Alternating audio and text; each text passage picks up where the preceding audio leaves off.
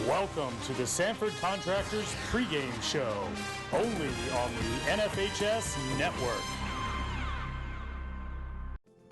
90 years ago, First Bank was founded. You know First Bank, the one where you are greeted by name, the one dedicated to the community, and the one born in the heart of the Carolinas. We help our customers to realize their dreams by providing financial solutions and building trusted relationships. Hi, I'm David Fashee, and we are First Bank.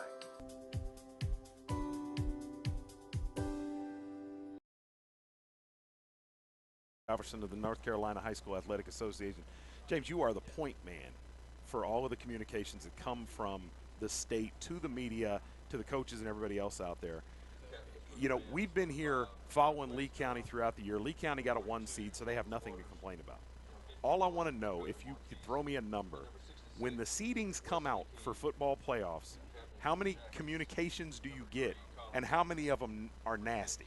Well, it's a lot less than it used to be, I'll be honest with you, Chris. Once we went to the Max Preps, adjusted Max Preps rankings now, you know, coaches, I think, by and large, understand that it's a math formula, and while they may not understand all the numbers that go in it, and we don't know all the numbers that go into it because it's a proprietary formula, but by and large, they understand that it's the same formula for every single team. And so it's based on who you play and who they play and how they do against those folks. And so coaches understand that and generally are pretty accepting of that. Now, they may not like it because maybe I beat this team head-to-head and they might be a spot or two ahead of me based on their strength of schedule or whatever it might be that goes into that. But by and large, Mark Dreibelbus, who's our supervisor of officials, he comes in and helps with the seating, and then he answers most of the phone calls. Oh, wow. For football seating. I like it. For football seating and for basketball. And we do, I mean, we get a handful of calls, obviously, but the number of calls and the ire level of those calls has gone down significantly over the last 3 years for sure. Well, I'm glad to hear that. I'm glad to hear it. I get about a dozen emails a day from you. You guys do great work at the state. And a couple more weeks, you can let out a deep breath and move on to the next season and next sport. But as far as we're concerned, football's king. We got 2 weeks to go, and I'm sure that life will get a whole lot easier for you. It does, but obviously, you know, there's way more than football that goes on at the association. We've got our board of directors coming in next week, actually. They'll be in for a couple of days having their winter meeting, and then we'll jump right into football championships the following week. Then we get that little breather and right on into basketball and Hall of Fame prep and all the other fun stuff that we do. How far along in the realignment conversation are you? Literally had our first meeting a couple of weeks ago with the realignment committee from all over the state. Lots of great ideas on the table, lots of people with many, many different ideas, and they're going to be going back to our membership and trying to figure out what it is that they want, and then obviously we'll continue those conversations in the spring and on into next year. All right, well, when the determinations start to come out, we'd love to get you back on one of the other platforms or right here in this booth and talk to you a little bit about that. Appreciate your time. Well, Chris, we appreciate what you guys do and all that you've done to showcase high school athletics across the state. You're too kind, sir. I know that you have to be an unbiased official here, or I'd ask you for a prediction. You can whisper it in my ear after we take the headphones off. I'll whisper very quietly, but I do think it'll be a great night of football for both of these teams. You know, Cleveland, a regional finalist last year, heartbreaking loss to Southeast Guilford in the regional finals, and Lee County's had a lot of talent over the last few years. It's the deepest that they've made it in the playoffs in quite a while. So I know both communities are very, very proud of their teams, and they should be. Should be a good ball game. All right, we're gonna take the quickest of breaks. We'll be right back to kick this thing off. Cleveland coming into Lee County to take on the Lee County Yellow Jackets, the #1 seed. I'm excited. How about you? New Image Media presents the NFHS Game of the Week. Brought to you by Crossroads Ford. Big city deals from a dealer with a hometown feel.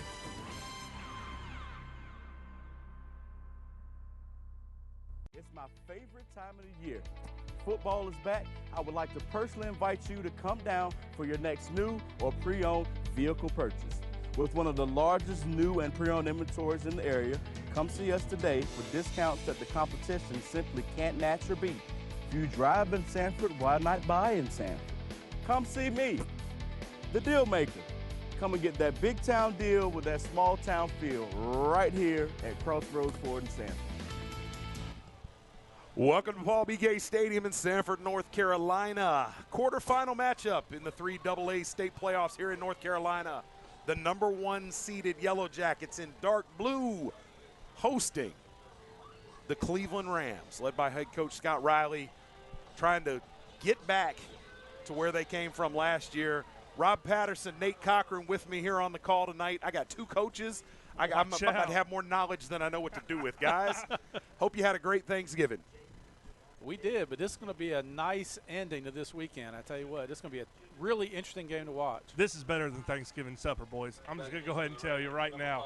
Third-round state playoffs, this is better than supper. All right, quarterfinal matchup, and to be perfectly honest, a lot of observers felt like this game was inevitable and that this might be the de facto Eastern final. Absolutely. All right, the winner of this game gets the winner of New Hanover Grays Creek. We'll be keeping a close eye on that game. All right, the Rams take it across the 27-28. Jaquez Durham on the carry. He will be featured on both sides of the ball and in the kicking game. All right, Mr. Patterson, what are we going to see from the Cleveland Rams tonight? What do they hope to accomplish? This is a team almost in Lee County's image. Spread. They like to. They got a great running back, similar to Lee. They throw the ball well. I mean, this is going to be a team that's almost a mirror image of Lee County. All right, led by sophomore quarterback Skylar Locklear, #12, and the guy everybody's been talking about all year, sophomore tailback on Marion Hampton, #28, over 2,200 yards this season. If you watch tape of him as they throw the screen on first down, that's Durham. We said he'd be featured in the pass game. He has it out across the 40 and will have a first down. So if you watch tape on Mr. Hampton, #28, it's almost like the uncle playing in the backyard with his nephews. He will run through arm tackles. He's a very downhill runner, Chris. You're really going to have to put a bit body on him. It'll be a great matchup tonight to watch him versus Larry Baldwin in the linebacker position for Lee County. See which one of those bends first. All right, Locklear from the gun, hands to Hampton. Hampton round off the right tackle and taken down after a short gain. Gang tackling, a very good idea in this game for Lee County. Lee County, the defense, that defensive front, as good as any you'll see in the state, led by #10, Desmond Evans, the Tar Heel recruit, and #50, DeAndre Prince, the Appalachian State recruit. Chris, it's not very often you run across a high school team that has two Division I athletes on the defensive line.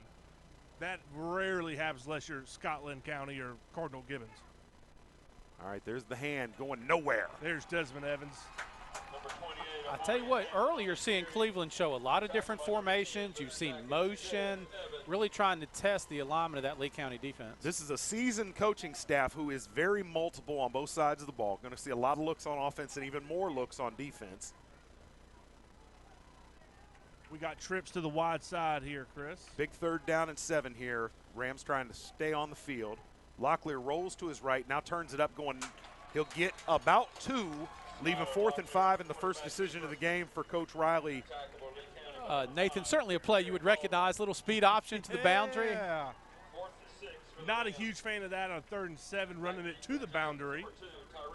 But nonetheless, looks like Cleveland's going to stay on unless they got a quick kick here. All right, 4th and 6. Bring a man in motion.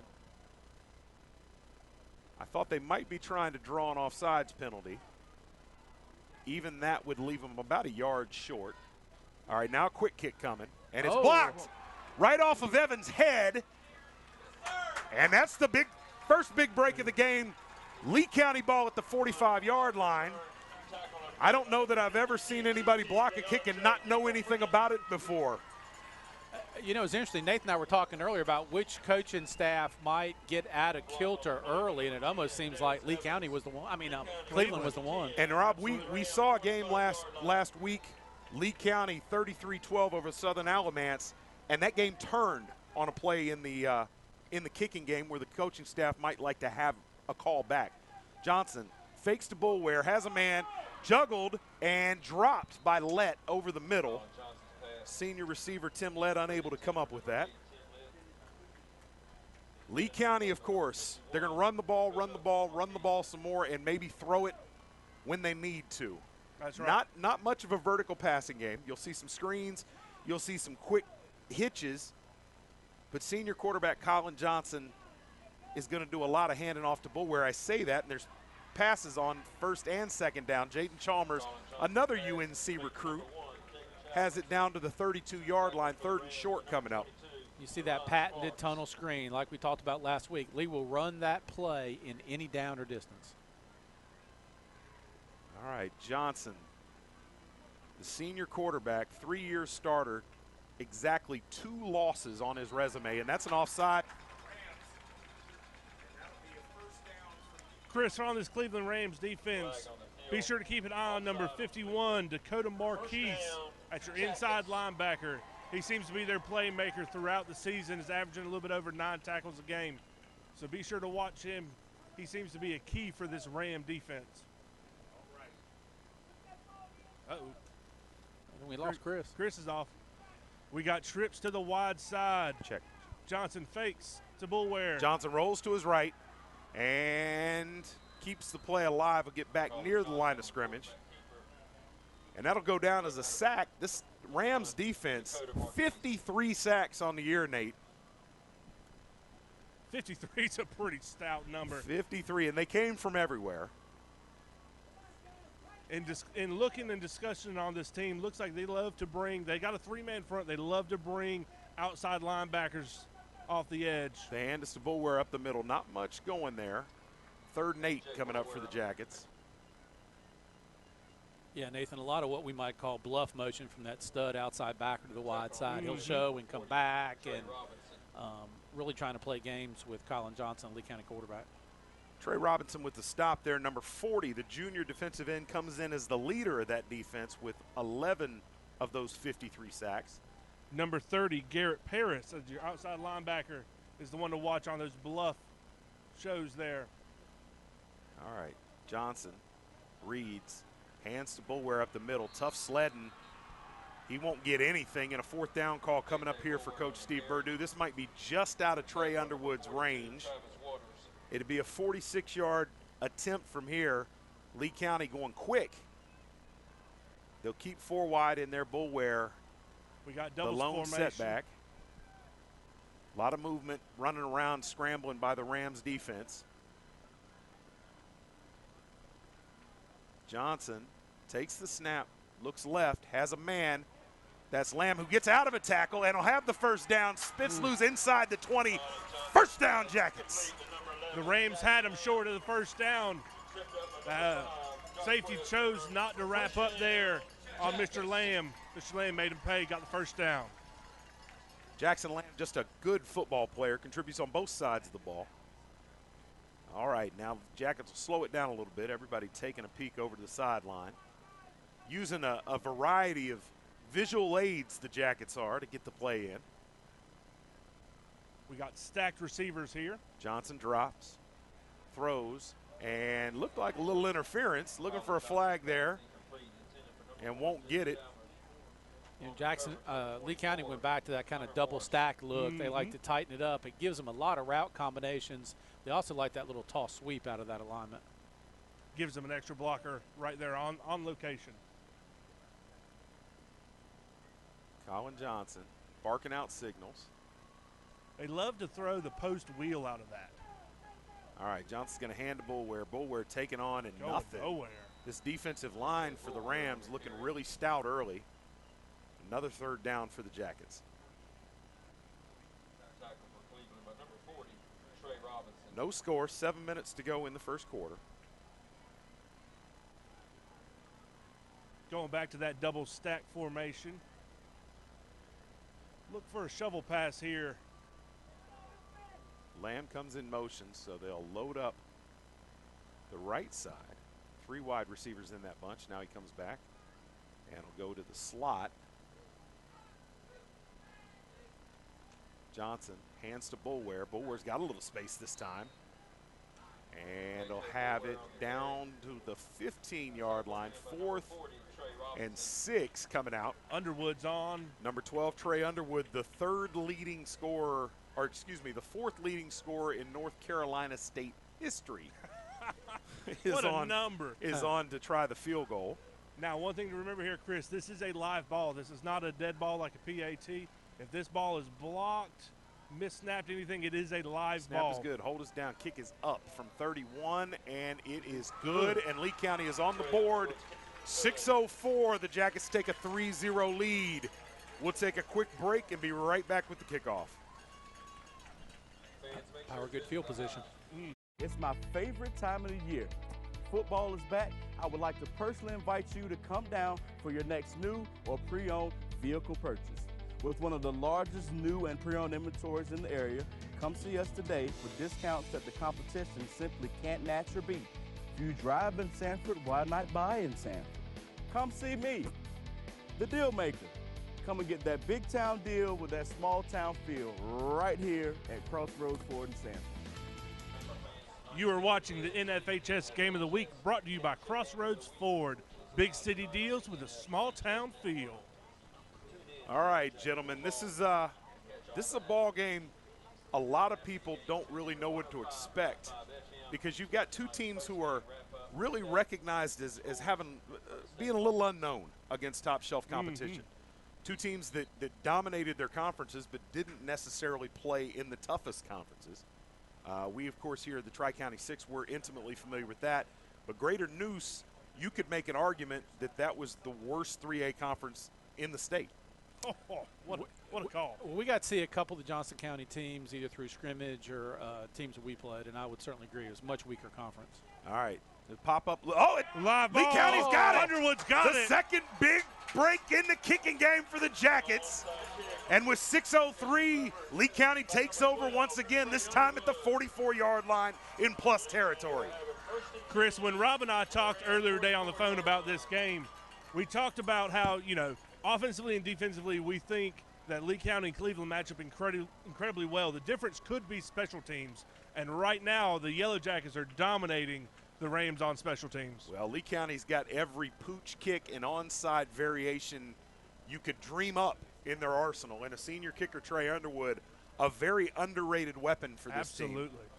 We've recognized him a couple of times on the Zaxby's Coaches Show as the player of the game for the offense. We got a false start on the Jackets. All right. So when everything seemed to be going Lee County's way, that'll slow it down a little bit.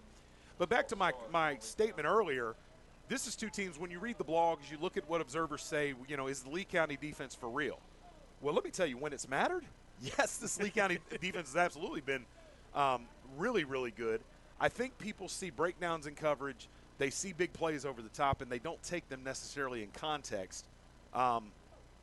This is the first game, I think, where Lee County has come in and from a personnel standpoint, looking down the right sideline for lead again. Ooh. And there's the flag coming in. Receiver had a hold of that jersey the whole way down there. But the questions have been, is Lee County's defense good enough? And that's very interesting to me, because I think people closer to the program have a different question about the team, and it has nothing to do with whether the defense is good enough. My opinion, it's offensive line. There you go. That's been my that's Imagine been my question. That's been us for. That's been our question from the years. Jamboree. With all the talent that left last year, was this offensive line going to be good enough? Not necessarily to run the ball or to pass the ball, but to do all of that. Because this offense has a tendency to get one-dimensional. In a game like this, you're not going to get that. You're going to have to come out and do a bunch of things. And it looks like Lee County's prepared to do that as they've taken their second shot down the field already. All right, Jacket first down. Ball's at the 34-yard line, 5:58 to go in the first quarter. Johnson pitches to the right, Bullware looking for a hole, spins, and will have the ball down close to the 30. I'll tell you what, one thing to keep an eye on just strategically, Lee County likes to use that kind of sign approach to signal in plays. They get lined up quickly so the coaches get a chance to look at the defense. Cleveland, on the other hand, moves their guys pre-snap a great amount. So it's going to be a neat little test of strategy between the two coaches. Little game of cat and mouse going on. You can call it a chess match. It's okay. All right, Johnson drops. Looking short, has McKendall. Tyreek McKendall bounces off a tackler but gave up forward progress, and now will be back at the 35. That'll bring up third and long. So we talked about Lee County. The questions statewide have been about the defense when it probably ought to be about the offensive line. With Cleveland, the questions are just there. It's staring bigger than Texas at you. This is a team that only played one really quality opponent this year and got blown out by Cardinal Gibbons. Well, Cardinal Gibbons is the best team in the state of North Carolina. I don't know. You got some Jacket fans about 15 feet from you that would disagree with that. But Cardinal Gibbons 36-0. Cleveland was unable to do anything against that team. And this is the closest thing to Cardinal Gibbons that Cleveland's faced this year. All right, down the middle, throws it through Lamb's hands, and it's going the other way. It's Durham with the return down the right sideline, dragged out inside the 40-yard line. We do have a flag in the backfield, but it's going to be holding on the Jackets. Penalty will be declined. It'll be Cleveland ball. You know, that is one of the things. We talked about how good the weather is, but it's still a little bit of cooler night. When you get cooler nights like this, that ball can zip through hands a little bit easier. Those hands get a little clunky. Well, and Lamb made a quality catch earlier, but only 5'9". He needed to be about 6'1" to get to that one. That one's gonna be on number 3. What is Collins' record now as a starting varsity quarterback? 37-2. 37-2, Chris. What a legacy. Well, he'd like to get to 39-2 and have a ring to carry out of here with him. Interesting formation here by Cleveland, kind of a quads bunch look. Well, we said early they would show multiple looks. All right, the hand is inside out of that, and that's Hampton, and he plows forward for about 3 on the play.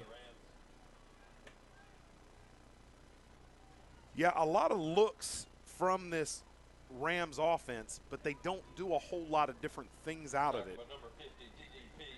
Kind of sounds familiar, doesn't it? Yes, it kind of does. They've brought in a wing now. All right, Locklear from the gun. And Reeds pulls it out of there, now throws it low, but it's reeled in. Number 7 on the catch, Corin Artis. One thing to keep an eye on throughout this game, Chris, Cleveland has a bunch of sophomore starters. You know, at some point in time, do the lights get a little bright for them? There's a big maturity gap between a sophomore and a senior. By no means am I making a call now that that's going to be a difference. But something to keep an eye on, sophomore quarterback, sophomore running back, if I remember correctly. All right, there's Hampton trying to find room around the right, stacked up, going nowhere. Big pancake. Woo! That wing dropped a shoulder. Number 35, Caden Hall, the wing for Cleveland, lowered his shoulder and threw a great block on that play. When you get both coaches impressed and making noise, you've done something. All right, in the end, there's no gain on the play. 2nd and 10. Clock nearing 3 minutes to go in the first quarter.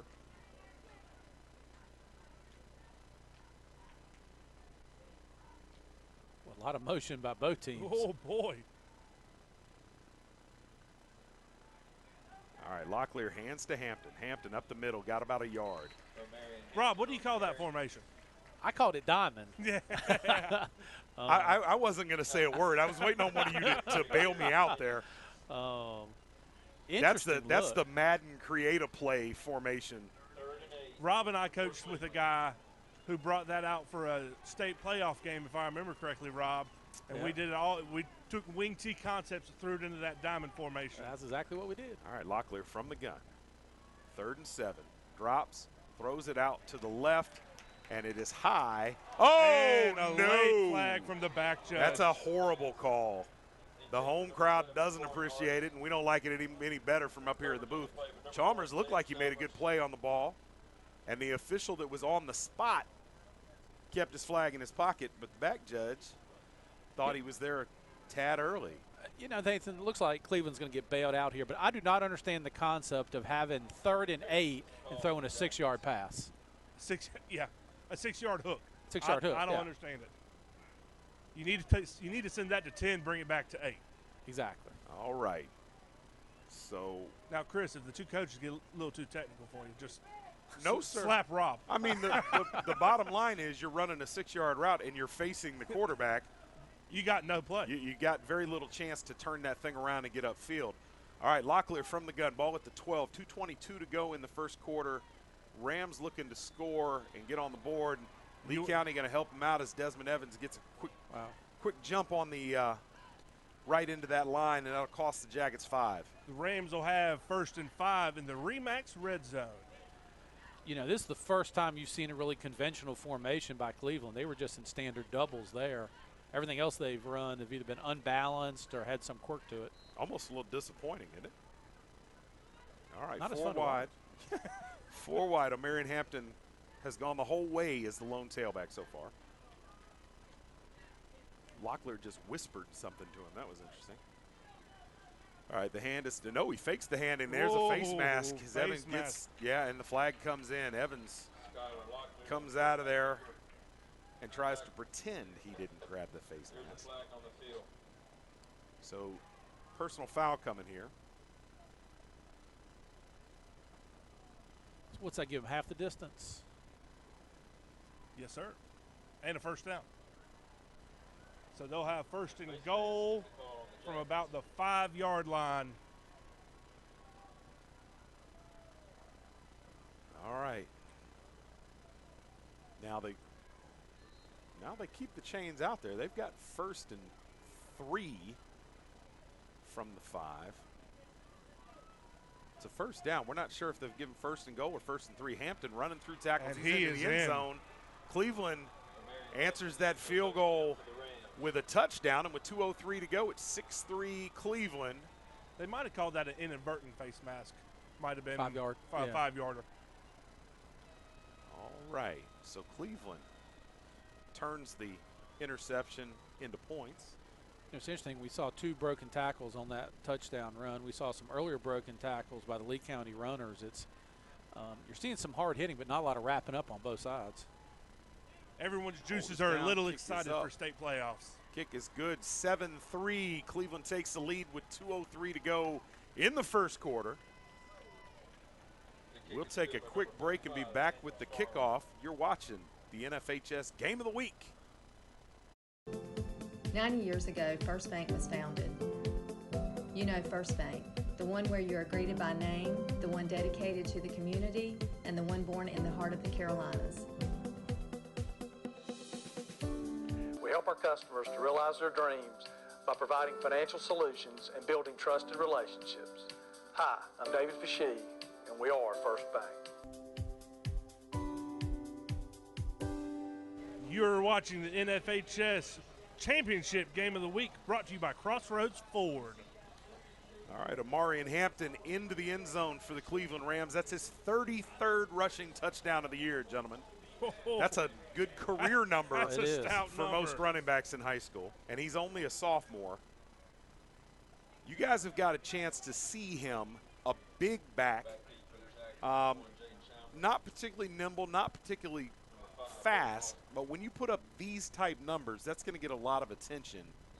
Absolutely. Who would you compare him to that somebody that might be more familiar to the folks at home? Little popped up kickoff, fielded at the 38-yard line. Lee County will take over first and 10. Well, I would say a player that actually played for Lee Senior that we coached, Jameer Smith. Yeah. That's who came to my mind. Really? All right. Mr. Jameer Smith. Well, Jameer Smith now matriculating at Notre Dame as a sophomore tailback. That's good company. Absolutely. Jameer was never incredibly nimble on his toes, but when that boy got a head full of steam and got downhill and lowering his shoulder, there weren't many guys who were going to stop that by themselves. By the time he was a senior, seeing him get a shot one-on-one in open space with somebody was a lot of fun. It wasn't fun to coach against, but it was fun. Colin Johnson hands to Bulware. Bulware wrapped up. Nice play in the backfield. That'll be negative yardage. We talked about him earlier. Number 40, Trey Robinson, the junior defensive end, making an impact. Cleveland's movement pre-snap, if you can guess what that end movement's going to be, you have something against that strips formation. Well, and Bulware, we talked about Hampton and the fact that he's a big downhill back. Bulware is the type back who will, he'll run hard in the middle, but where he makes his money is when he sees a seam, hitting that seam, and once he gets to the second level, look out. Speed. All right, 3rd and 7 coming up for Lee County. Last time they were in a similar down and distance, Colin Johnson threw a pick that turned the momentum in this ball game. Cleveland starting out in the 3-4, showed blitz, came back Johnson pretty quick. Throws low to let that, and that's one of those need 8, throw at 6. That wasn't going anywhere, even had been able to reel it in.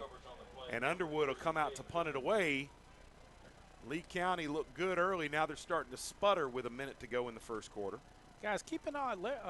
Boulware came out on that last third down replaced by Larry Baldwin, which in and of itself is not too big a deal, but he was limping a little bit as he was walking up and down the sideline, so we need to keep an eye on that. All right, fair catch at the 26-yard line. A valiant attempt by Mr. Underwood to draw a roughing the kicker play. He's a heady senior football player. I love that from a kicker. Do anything you can to help the team. Rob's laughing because I used to coach our kickers to do that as well. Well, Coach Steve Perdue, the head coach at Lee County, has told me many times, Trey Underwood, not a kicker, he is a football player. And Trey, his greatest moments have been in kick coverage where he's gotten to pop somebody, and he'll go get them now. All right, 1st and 10 for the Rams. Pressure shown by the Jackets.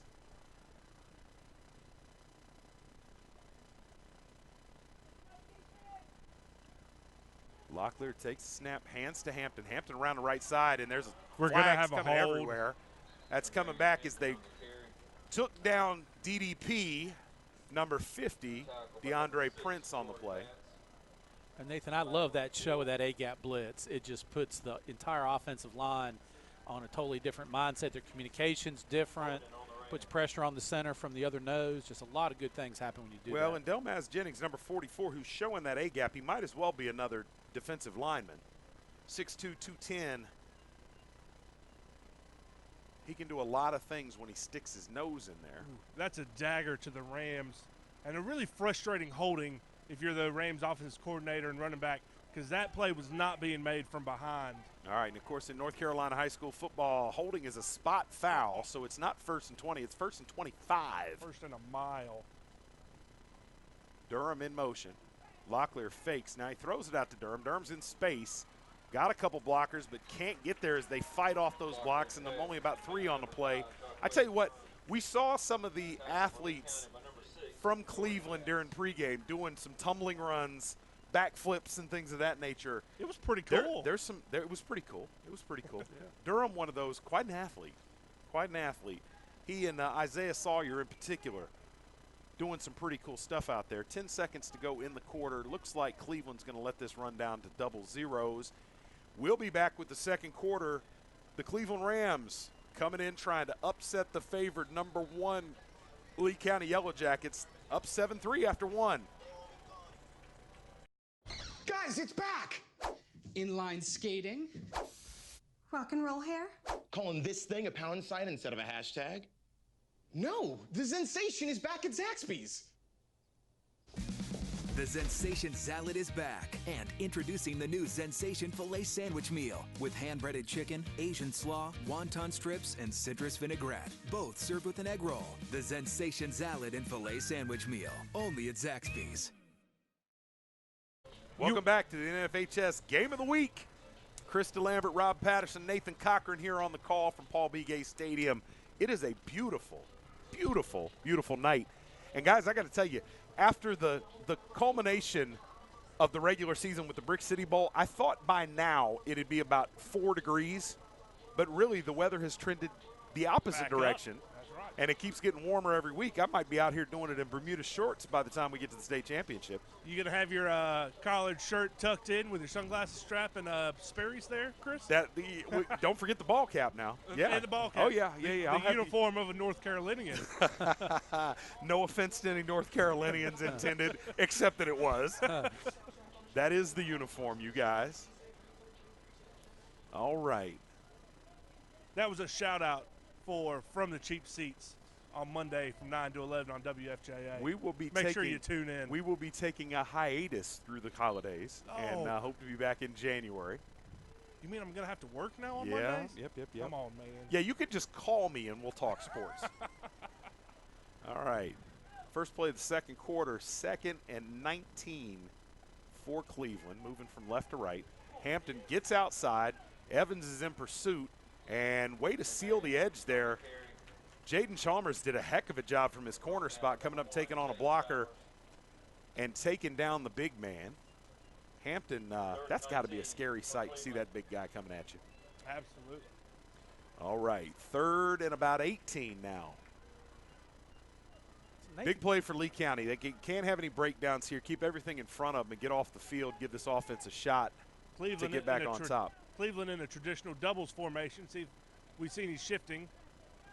All right, a lot of signals coming from the sideline. Locklear takes the snap, looking down the field, has a man. He runs right by the coverage. Boy. And that's a big gain, and the defender is not going to get there. Sincere Golston gets burnt on the double move by Durham, and it seems like we've been calling his name over and over again. You're going to have to keep track of where that gentleman's on the field. Absolutely. Tell you what, I'd love to see that young man's 40 time because he exploded once he caught the football. All right. 13-3 now for the Rams, and a hush has fallen over Paul B. Gay Stadium. Sincere Goldston, a cornerback who doesn't usually get beat over the top like that. And then when he does a foot race, he usually wins it. That young man hit the second speed once he got the ball in his hand. Yeah, and guys, the double move there got Golston. Speaking of double moves. That could loom large. That keeps the score at 13-3 as the the double clutch on the kick there. But Jaquez Durham puts the Rams up 13-3. We'll be back with the kickoff after these messages. It's my favorite time of the year. Football is back. I would like to personally invite you to come down for your next new or pre-owned vehicle purchase. With one of the largest new and pre-owned inventories in the area, come see us today for discounts that the competition simply can't match or beat. If you drive in Sanford, why not buy in Sanford? Come see me, the deal maker. Come and get that big town deal with that small town feel right here at Crossroads Ford in Sanford. You are watching the NFHS Championship Game of the Week, brought to you by Crossroads Ford. Big city deals with a small town feel. All right, 11:05 to go in the first half. Lee County popped in the mouth a couple of times here, down 13-3 to the number 5 seeded Rams. Now, we've talked often about this throughout the season, Nate. This Yellow Jacket team is a team that needs a big play to kind of rally around. Absolutely. Now, once they get momentum, they have a tendency to feed off that play, and they can get on a roll where they look like the best team you've ever seen. Don't know where it's going to come from. There's a high spinning kick fielded at the 25. Chalmers reverses field, spins through a tackle. If he can get to the edge, he's dangerous. Out to the 35 and finally drugged down at the 36, and it'll be first 10 Jackets. We do have a flag on the far side right at the 30-yard line. Looks like it's going to be a block in the back. Of course. And when you reverse a field like that, there's going to be one on every kickoff, period. You know, I wonder if it's a block in the back or if it's hit on a defenseless player, because there was a player kind of coming around that got hit pretty hard by a Lee County returner, which back in our day would have been a really good football player. Yeah. He would have got a good handshake. Would have got you a sticker on your helmet or something. All right, 10:56 to go. Big penalty wipes out the return by Chalmers. All right, this Lee County offense won't panic now. Down 2 scores. They're going to do what they do, but they've got to be more efficient in the passing game. Absolutely. Colin Johnson, the senior quarterback, came out after the illness last week and went 17-21. Could have been much more efficient, and has really not thrown the ball well up to this point. We got doubles formation for the Jackets here. And zero coverage by, well, early zero coverage by Cleveland. All right, movement, and they're going to get Jackets with a false start. That'll make it a little bit more difficult. Ooh. First and 15 as this is pushed back to the 15-yard line. Pre-snap motion by the Rams, I think, got the Jackets to jump. And those of you who have not watched a whole lot of Lee County football in the last couple of years, this is a team that when they need a big play kind of does the opposite of what you might expect. They'll get a big play or two from the running game. And there goes Johnson around the right side. He's going to be close to the first down and pushed out. Actually does have it. Needed 15, got 16. They're going to mark him out of bounds at the 26, about 4 yards short. Poor spot. But Colin Johnson with the Colin Johnson calling his own number there. You know, Colin Johnson has been a guy all year when Lee County needed a big play. A lot of times he ended up getting it on his feet more than his arm.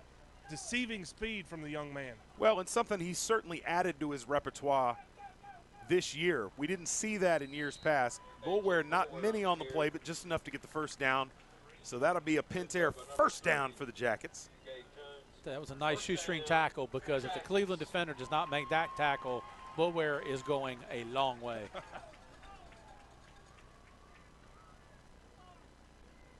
Nathan, you're getting that early zero coverage look. It's almost like you can take a shot here. If I was Lee County, I would be thinking taking a shot to Mr. Tyreek McKinnell. They are rolling back into a cover 2, though, and last play they rolled into a cover 3. Bullware picking his way, has about 2 on the play. If I was Coach Bordeaux, though, I'd definitely be thinking taking a shot, especially on one of these 1st and 10s. Yeah, most definitely.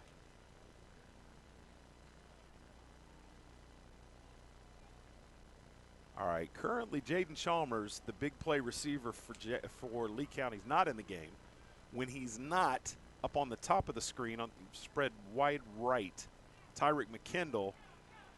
And McKinnell it'll be, and he breaks through tackles. And we got another flag. Looks like it's going to be a hold on number 8. Or a block in the back. Block in the back by number 8, TJ Lett. All right, Lett, the senior receiver, with the mistake, it's going to nullify a first down. Hey, gentlemen, we have seen a lot of penalty yards on both teams so far tonight. Not a clean football game you would expect from a 3rd-round matchup. Oh, they're going to get pass interference. They say Lett got there a little early. That was pretty bang-bang, gentlemen. Wow. Offensive pass interference on the guy who didn't catch the ball. All right, so that'll back them up. They're going to spot that all the way back at the 18. Holy so cow. Second. Wow, that's. I don't think I've seen that call all year long. Oh, wow. All right. All right, all right, all right. Pulled the playbook out on that one. Okay. So 4 wide for the Jackets. There they go, the safeties deep for the Rams. Johnson fakes to Bullware, keeps it, going right, stumbles. Now he turns it outside again, and all of that is going to get him about 1.5 yards. You know, what you're seeing 3rd there and a mile from coming up. Cleveland, just team speed, guys. I mean, normally against most teams, Colin gets that a good 8-10 yard gain, but had to go east-west because of the Cleveland pursuit. All right, Lee County will go 4 wide with 3 wide receivers to the right. They haven't thrown a tunnel yet, and Cleveland is giving them a look for tunnel here. To that wide side, which would be to the right on your screen. And nope. Well, they're going the other way. Flipped it out of the backfield to Bullware. Bullware forced out of bounds. He's going to be a lot closer to the – no, he'll be closer to the original line of scrimmage, but well short. 15 yards short of the first down. 8:38 to go. Jackets punting again, down 13-3. They're about to dig themselves a hole here, gentlemen.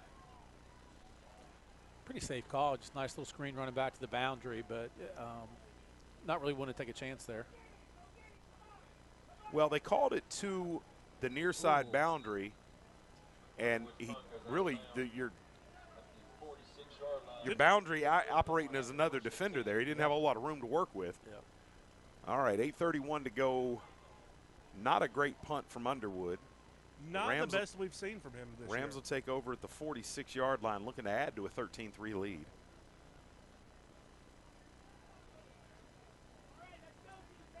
If Lee County wants to keep themselves in it, this front line of the Yellow Jackets, these front 4 are really going to have to take over this possession. Let's see if Mr. Evans and Mr. Prince can pull one in. All right, here comes the pass rush. And you asked if they'd show up. They do, but Locklear makes a heck of a play, throws it back to the receiver. Pick up about 3 on the play, but that could have been a whole lot worse. Locklear able to move around and keep his head about him. Nice play by a sophomore quarterback there. Absolutely. And you usually see once he starts rolling one side and then he turns his shoulders, goes back the other way. That's usually a recipe for disaster. Yes. The heat was there. 3 Jacket defenders in pursuit, but unable to catch up with him. All right, so 2nd and 8 for the Rams. Locklear, hands to Hampton. Hampton around the left side. Whoa, what a stiff arm. Jordan Batts. Another one. Jordan Batts just got stiff arm like, oh, boy. like he had never felt before. And I said to a couple of people before the game, there were entire game films of Omarion Hampton I watched where he never touched the ground, and the runs looked just like that. Wow, that was impressive. Where the defense finally rallied and pushed him out of bounds. But Jordan Batts, who's usually a stout tackler. He just got a face full. When Hampton just a sophomore, too. All right, timeout Lee County. Steve Perdue wants to talk to his guys. That was a momentum shift right there. Ball spotted 34, 1st and 10 for the Rams. We'll take a quick break and be back with your action here on the NFHS Game of the Week. Are you ready to sell your home and don't know which realtor to choose? Well, not all realtors are the same. I'm Crystal Copas, and I don't just stick a sign in the yard, throw it in the MLS, and hope to collect a commission. I provide a customized marketing plan that includes professional staging, photography, videography, and drone at no cost to you. Contact me, Crystal Copas, with RE/MAX Real Estate Service, and let's get your house sold. 919-356-5402 or visit me at crystalcopas.com.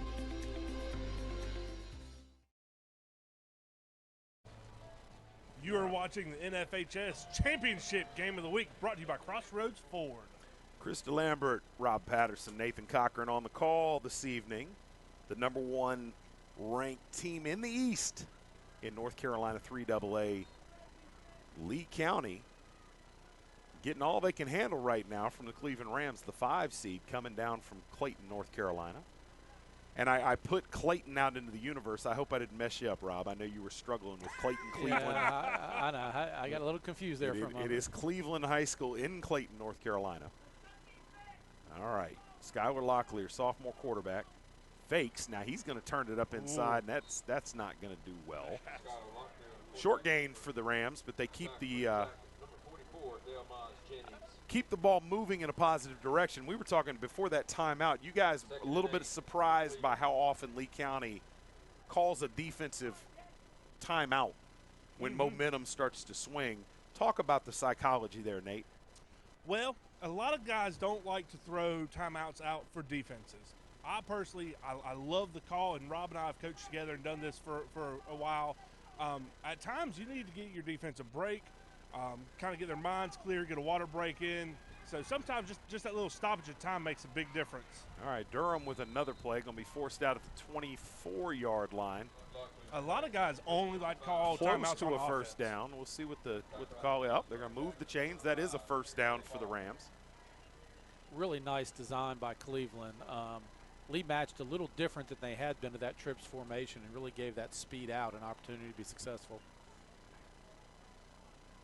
All right. Hampton up the middle, runs through arm tackles and into the end zone. And this one is all Rams right now, ladies and gentlemen.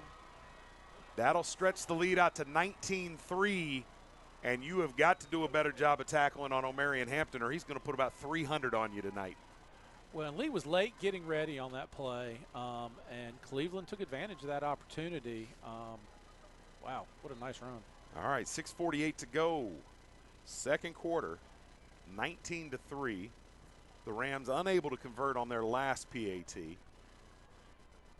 Snap is down, hold is good, kick is up, kick is good, and it's 20-3 halfway through the second quarter. Lee County looking for answers. We'll be back after this quick break to see if they've got some.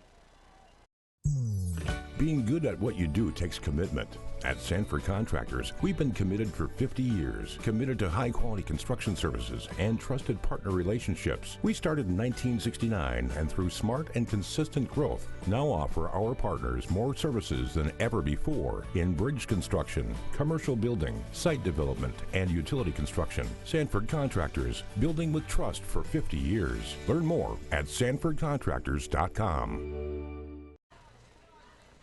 Welcome back to Sanford. Stunned silence from this home Yellow Jacket crowd. Cleveland, they came in well prepared on both sides of the ball. Lee County's got some adjustments to make. And, you're kind of at a crossroads here. 6:48 to go. Not much working on offense for Lee County. Their defense unable to stop the Rams. You want to keep your head above water and get to halftime, but you really need to get some points on the board. Absolutely. So what's the recipe here, Rob? What do you want to see this Lee County offense do once they get a hold of this football here. Well, you know, Nathan mentioned earlier, we really haven't seen much tunnel screen, haven't seen quite as much of that little kick trap they like. I think Leach has got to go back to what they do well. All right, the kickoff is out of bounds. That one will help them. Yeah. Wow. That wasn't even close. I don't know what they were trying there. Maybe a little pooch down the left sideline, but that was 15 yards out of bounds by the time it was all said and done. So they're going to mark that where it went out, and they've got that all the way back up at the 36. Now keep in mind here, if Lee can put a good drive here together to end the second quarter, they will get the ball the first series in the third quarter. So really good opportunity for Lee to kind of balance the scales a little bit. All right, so the ball went out at the 36, a 5-yard penalty from there will give Lee County first and 10 at the 41. You guys said there hadn't been a whole lot of that inside kick trap. I'm shocked that we haven't seen that. That is the bread and butter for Lee County. No, and it plays different against a 30 front versus a 4-man front. So your blocking schemes are a little different. That might have something to do with it. Lee County coming in a tight end formation. All right, Johnson pulls it down, looking for Chalmers. Overthrown. Has him and overthrows it. And we said earlier, Johnson's struggling throwing the football tonight, just hasn't been accurate. He's had a couple open receivers and, of course, threw the pick over top of Jackson Lamb. And Johnson at this point really has to settle down. They're going to need him to make some plays in the passing game at some point. So is this the first time you guys have seen tight end out of Lee? Nope, they do it on occasion, and in fact have done it. They did it a significant amount at the beginning of the season with Desmond Evans. Yep. But they'll do it on occasion. I don't know that I've ever seen them do it at a point where I felt like it was out of necessity. They've just done it as a wrinkle. All right, McKendall with the catch and brought down nice open field tackle near midfield to bring up third down and about 3. Now, Nathan, interesting on that, the tight end was covered by the slot receiver, so he would not have been an eligible receiver on that play. So it's Duran McCoy in there at tight end, who normally plays defensive tackle. 6'1", 220-pound junior, one of Coach Purdue and this staff's favorite players. Just a great worker and a good football player who obviously can do a lot of different things. All right, the hand is to Bulware. Bulware, loses his balance. Good hard running by the senior tailback. And when Lee County needed a play, Bulware came through with one. Chris, that defensive end crashed real hard on that dive. If Colin decides he wants to pull that at a later date, he has that all day long. All right, first and 10 at the 42-yard line. 5:50 left to go in the half. Lee County really needs a score, and they need it of the 6-point variety before halftime. All right, little methodical pace here employed by the Jackets. Maybe as much as anything, give that defense a break. Johnson moves Bulware around in the backfield. Hands up the middle. There's Bulware. Nowhere to go. A pair of Rams defenders make the play. Number 51, Dakota Marquez, and 156 tackles on the year, guys. That's insane. That's kind of insane. He has been flying around the ball tonight as well. And, Rob, you and I had a conversation earlier and said, you know, you never know what to make of those tackle numbers because everybody kind of counts them differently. I'm going to give him the benefit of the doubt at this point. Johnson pulls it. No, that's a mess. And bailed out there as Ethan Johnson falls on the fumble, and you got 3rd and a mile coming up. Cleveland was ready for that tunnel screen. Yes, Lee County's been having a hard time coming up with 5 yards. Now they need about 15 on 3rd down. And the field position here really, you're going to have to punt this thing if they don't pick it up, don't you think, guys? Absolutely. You have to play the field possession game with 4.5 minutes left to go on the clock. You cannot give Cleveland and this high-power offense the ball at the 46-yard line. Larry Baldwin checks in at tailback for the Jackets.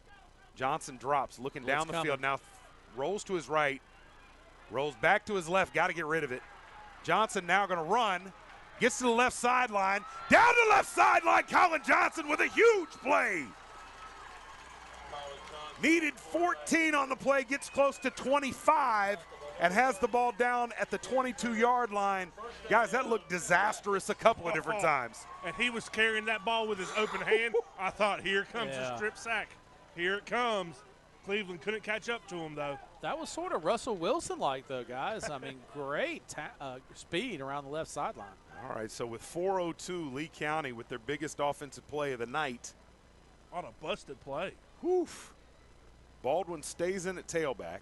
Baldwin brings a whole different skill set to the table as a runner. We talked about Boulware's breakaway speed. Baldwin is trying to break bones. Johnson gets rid of it as that guy, number 51, Marquez, on the play again. Pressure right up the A gap. 2nd and 10. When you can bring pressure right up the A gaps, right in that quarterback's face, you can make a lot of things happen. All right, Johnson barking out signals. Clock stopped with 3:57 to go in the first half.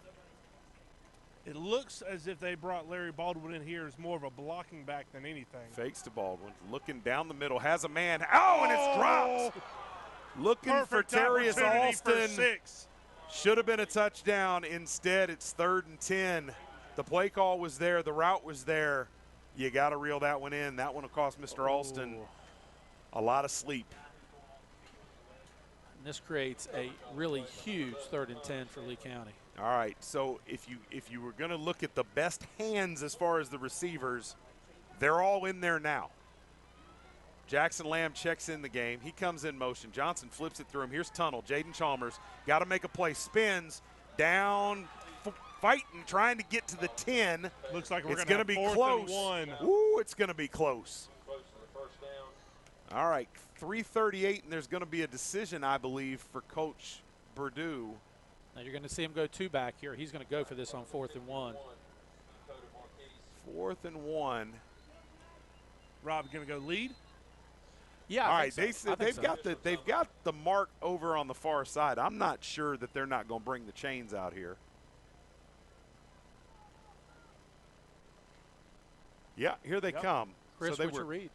I think he's a little short, but I don't think he's a yard short. I think he's about 1.5 feet short.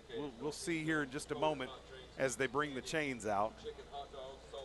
Now, Lee likes this 2-back set. They'll bring Larry Baldwin in. They've done it on short yardage and goal line at different times during the year. Guys, he may have it. Preliminary, it looks like it's there. Oh, wow.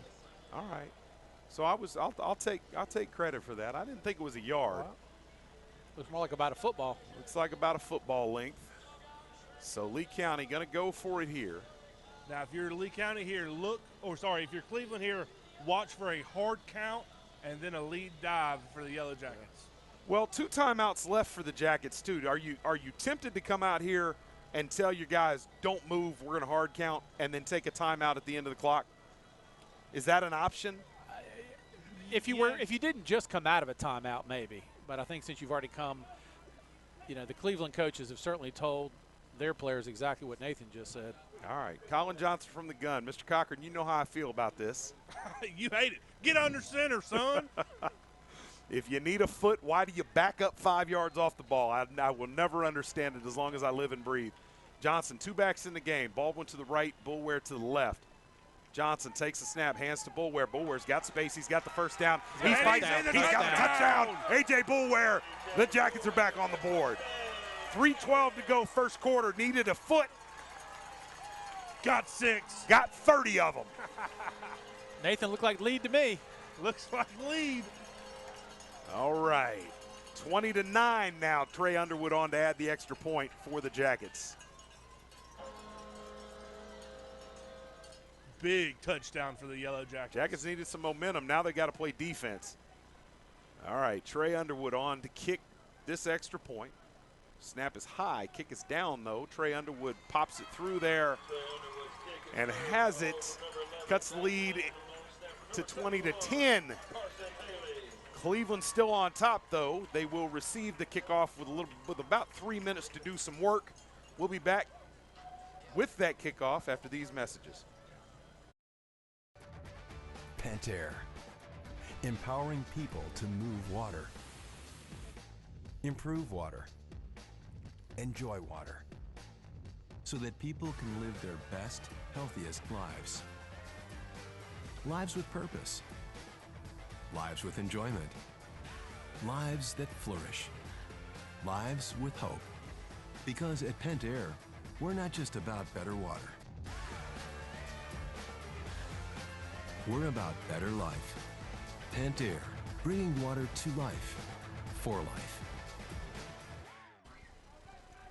You are watching the NFHS Championship Game of the Week, brought to you by Crossroads Ford. All right, guys, 3:12 left to go. Lee County kicking off. Big play return man for the Rams back there, Jaquez Durham. We've seen him make a couple of big plays in this game already on offense and on defense. Oh, no, alignment. Durham is not deep. Look at this alignment. Durham is not deep. They've got Amir Johnson, the running back, deep. Cleveland taking away the short kicks for the Yellow Jackets. And we've often wondered, Nate, how come more teams don't do things like that? An angled kick by Underwood down to the right, fielded by Johnson. Johnson bring it back, pushes the pile back across the 31-yard line, 1st and 10 Rams.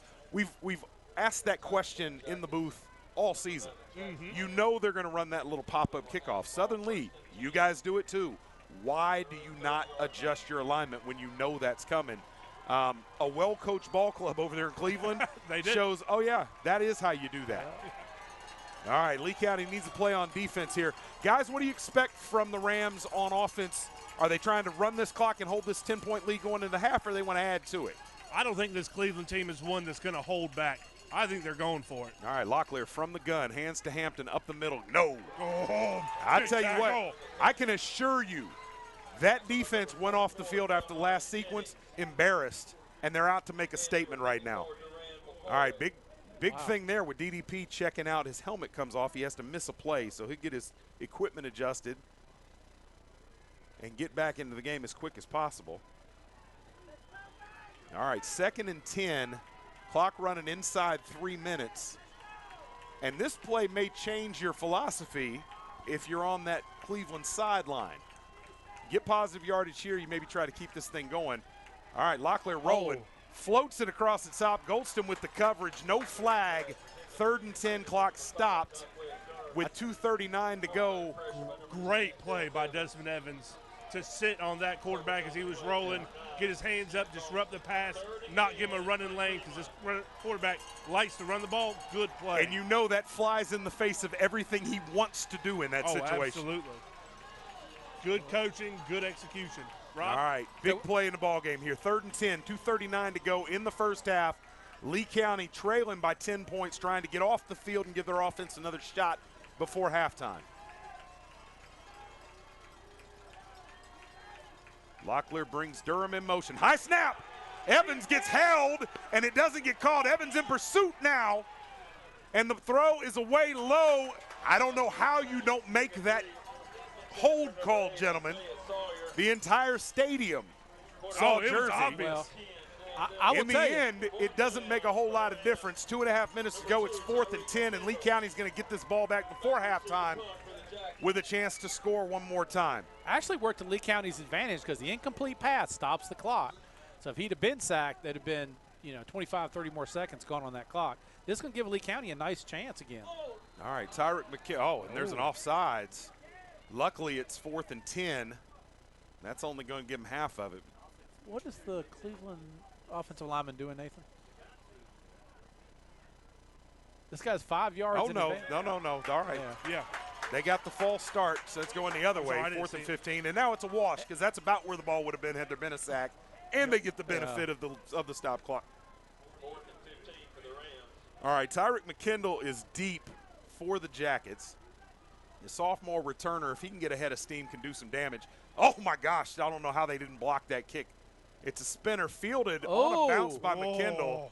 A dangerous play that he gets away with, but he saves a couple of yards of field position. 42-yard line is where the ball is spotted. 1st and 10 Jackets with all the momentum right now. All right, looked like nothing could go right for the Jackets just a few minutes ago, guys, and now it feels like Lee County's on that swing. We talked about they need one big play. Maybe it was the Russell Wilson scramble by Colin Johnson. that's got this team moving in the right direction. Cleveland looks a little confused here. They've got a slot. At least got Jackson Lamb over here. There, they moved over. They had nobody covering him for a pretty good period of time. All right, Johnson from the gun drops. Looking deep. Now he's going to run. Got He's space. got room. Bulwer out in front of him. Johnson headed to the sideline. Will pick up a couple. Bulwer up to the kinda 44. bailed on Yeah, he did kind of bail on him. on A bit of an interesting play there by Bulwer. Expect a not nice word from your quarterback to your running back in this next huddle. I thought he might get his head on a swivel and pop somebody there, but in the end, that wasn't the play. So a 3-yard pickup, 2nd and 7 coming, 2:13. Clock stopped here in the second quarter. Colin going to the wristbands, as Chris likes to point out. Big play coming. All right, 3 wide right, and Cleveland bailing again late. There's Bulwer with the carry. He'll be close to a first down. Come up about 2 yards short. Clock running down toward 2 minutes to go in the half. Went back to All that right, guys, trap. interesting that DDP is in the game on that offensive line. Playing right tackle right now. That's an interesting look. Bulwer wrapped up in the backfield, spins out of it, gets back to the line of scrimmage, but no more. 3rd and 2 coming up, clock running at a 1:45, and this is a big decision, gentlemen.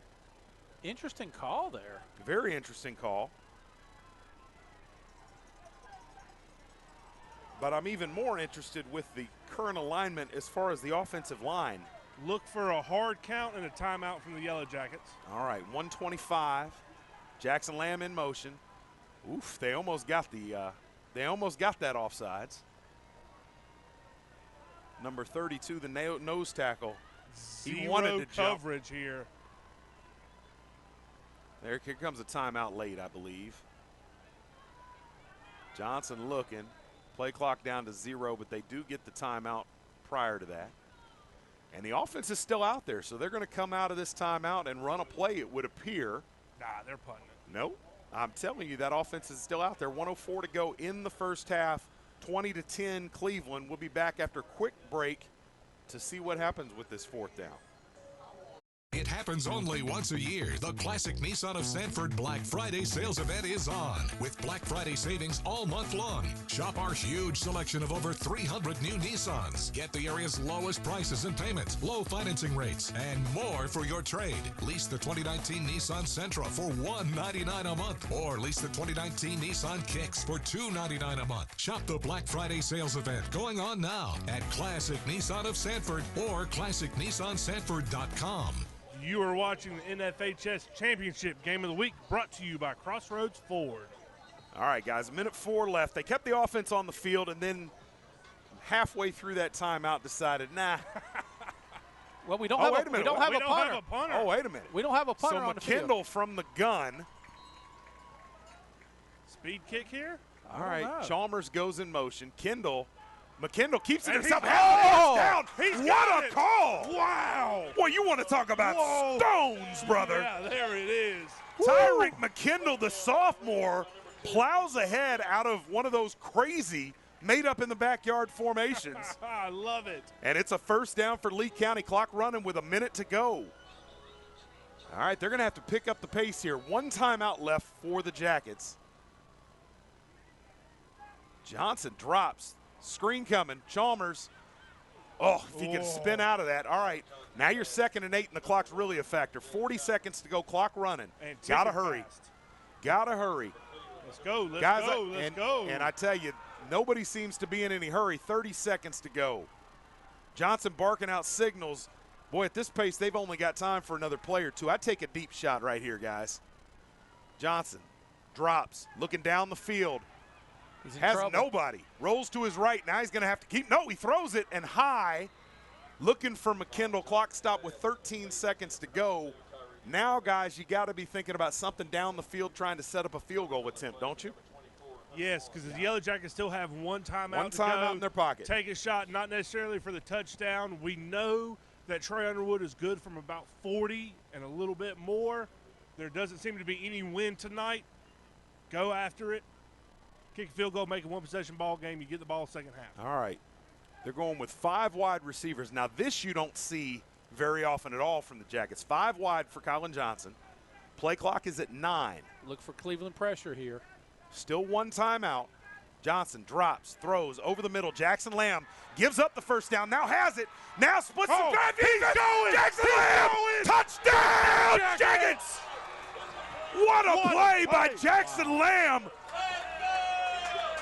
All they were trying to do was get field position for a field goal. Jackson Lamb had other ideas, and he's into the end zone with a huge play. That was an for Lee 8-yard County. slant that he reversed field. Woo. What a play by Mr. Lamb. 3.7 seconds to go in the half, and Lee County is within 4 points.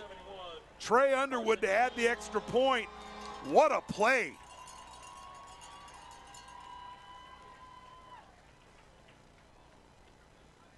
Snap is low. Oh, no good. Dead ball. 2016 That's is big. the score. 3 seconds to go in the half. Guys, we got us a ball game. Wow. 13 unanswered points by the Yellow Jackets right at the end of half. Something to watch for. That bobbled PAT could be a difference later on in the ball game. At this point, the teams have traded missed extra points. Yep. All right. Man, a lot of energy in this place right now, and now it's sort of a nervous quiet. Shouldn't be anything big happening out of this kickoff, and we can make our way to halftime. What a ball game. Expect to see a pooch kick from Lee County. Make them have a return, try to burn some of this clock off. All right, it's worth noting that Jaquez Durham, the dangerous or most dangerous of the return men, is playing with the upbacks. In fact, he's on that first line. Amir Johnson is deep. He is a threat, but not at the same level as number 5 Durham, who's been the star of the game for Cleveland at this point. Well, no matter where he's lined up, Durham did not get near that football if I'm the Lee County. You're right. All right. Underwood. I think you're going to see a directional kick down to the left here. That's what I think is coming. And nope, it's a pooch. And it's fair caught, which means you're going to get 1 play for this Cleveland offense. Connor Stanley with the fair catch. Clock never starts. And now the Rams offense out onto the field for one last play.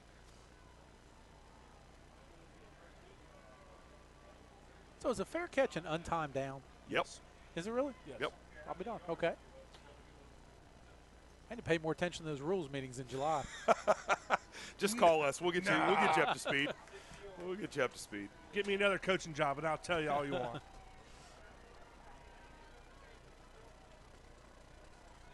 All right. Lee in quarters coverage 4 deep, protecting it. Not as deep as I would expect. And all right, Locklear's going to keep it and slides down after a pickup about 1. And we'll go to halftime.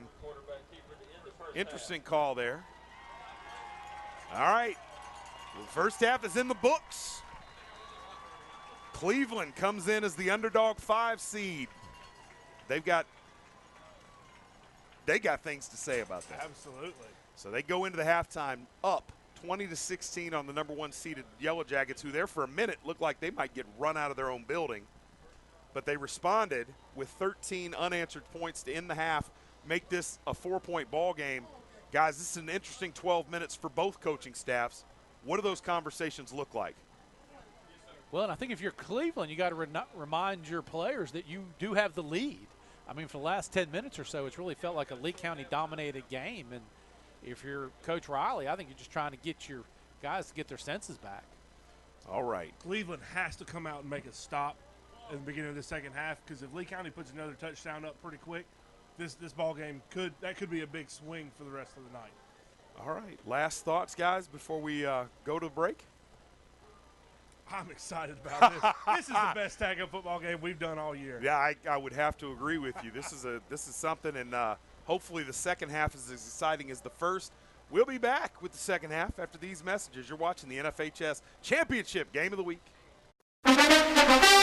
It's game day at Classic Nissan. The starting lineup. Your captains on offense, number 5, Colvin Cruz. And number 10, Jasmine Dole. Your captains on defense, number 55, Wesley Tater Womack. Number 7, Steve Dandrin. Whether you're a Yellow Jacket or a Cavalier, everybody gets a classic deal. For sales, service, or parts, visit us at ClassicNissanSanford.com or in person on Highway 87, right across from Walmart in Sanford.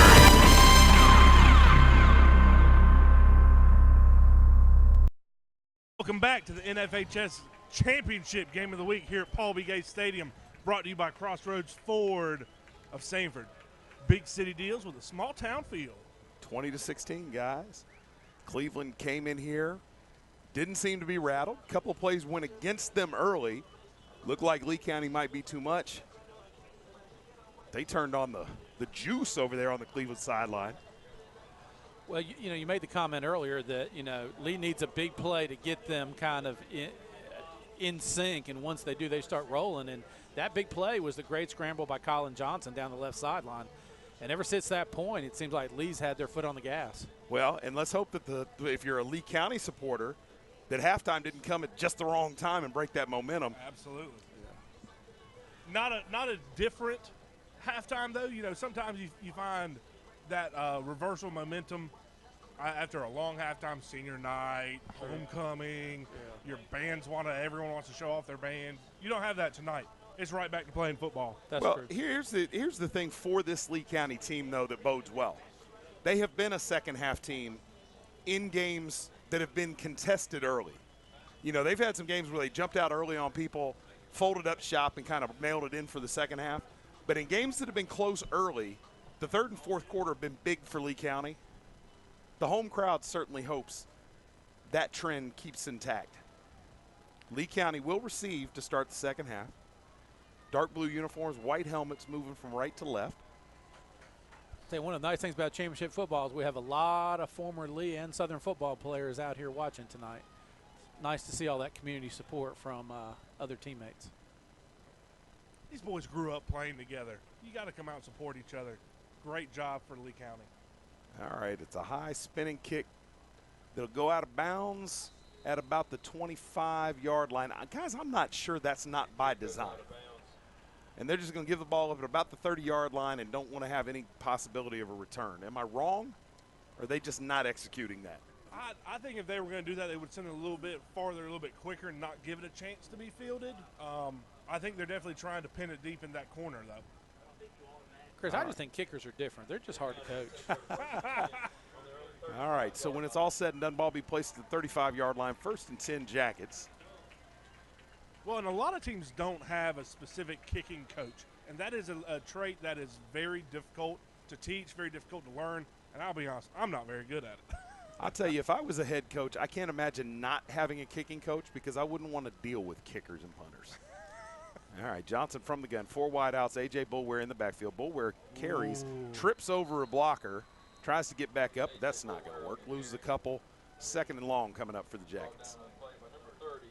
One of the things you've seen consistently all night long is from those front 3 of Cleveland, they are getting really good penetration at second level. Absolutely they are. Not this quick start Lee County wanted to come out and have. They got about 2nd and 12 here. Watch for that little toss to Bulware here. They're in the formation they like it in. Double stacks. Cleveland moving before the snap. McKendall comes in motion. Bulware dances. Now gets about 3, 3rd and 9 coming up.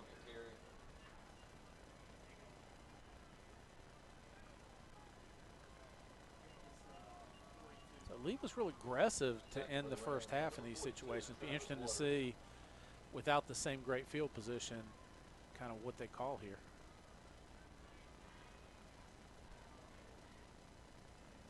Well, they've stayed in the same alignment. 4 wide. Bulware in Cleveland is killing me with their bailing. Bulware, now they fake, pulls it down, has Let got to get some more yards.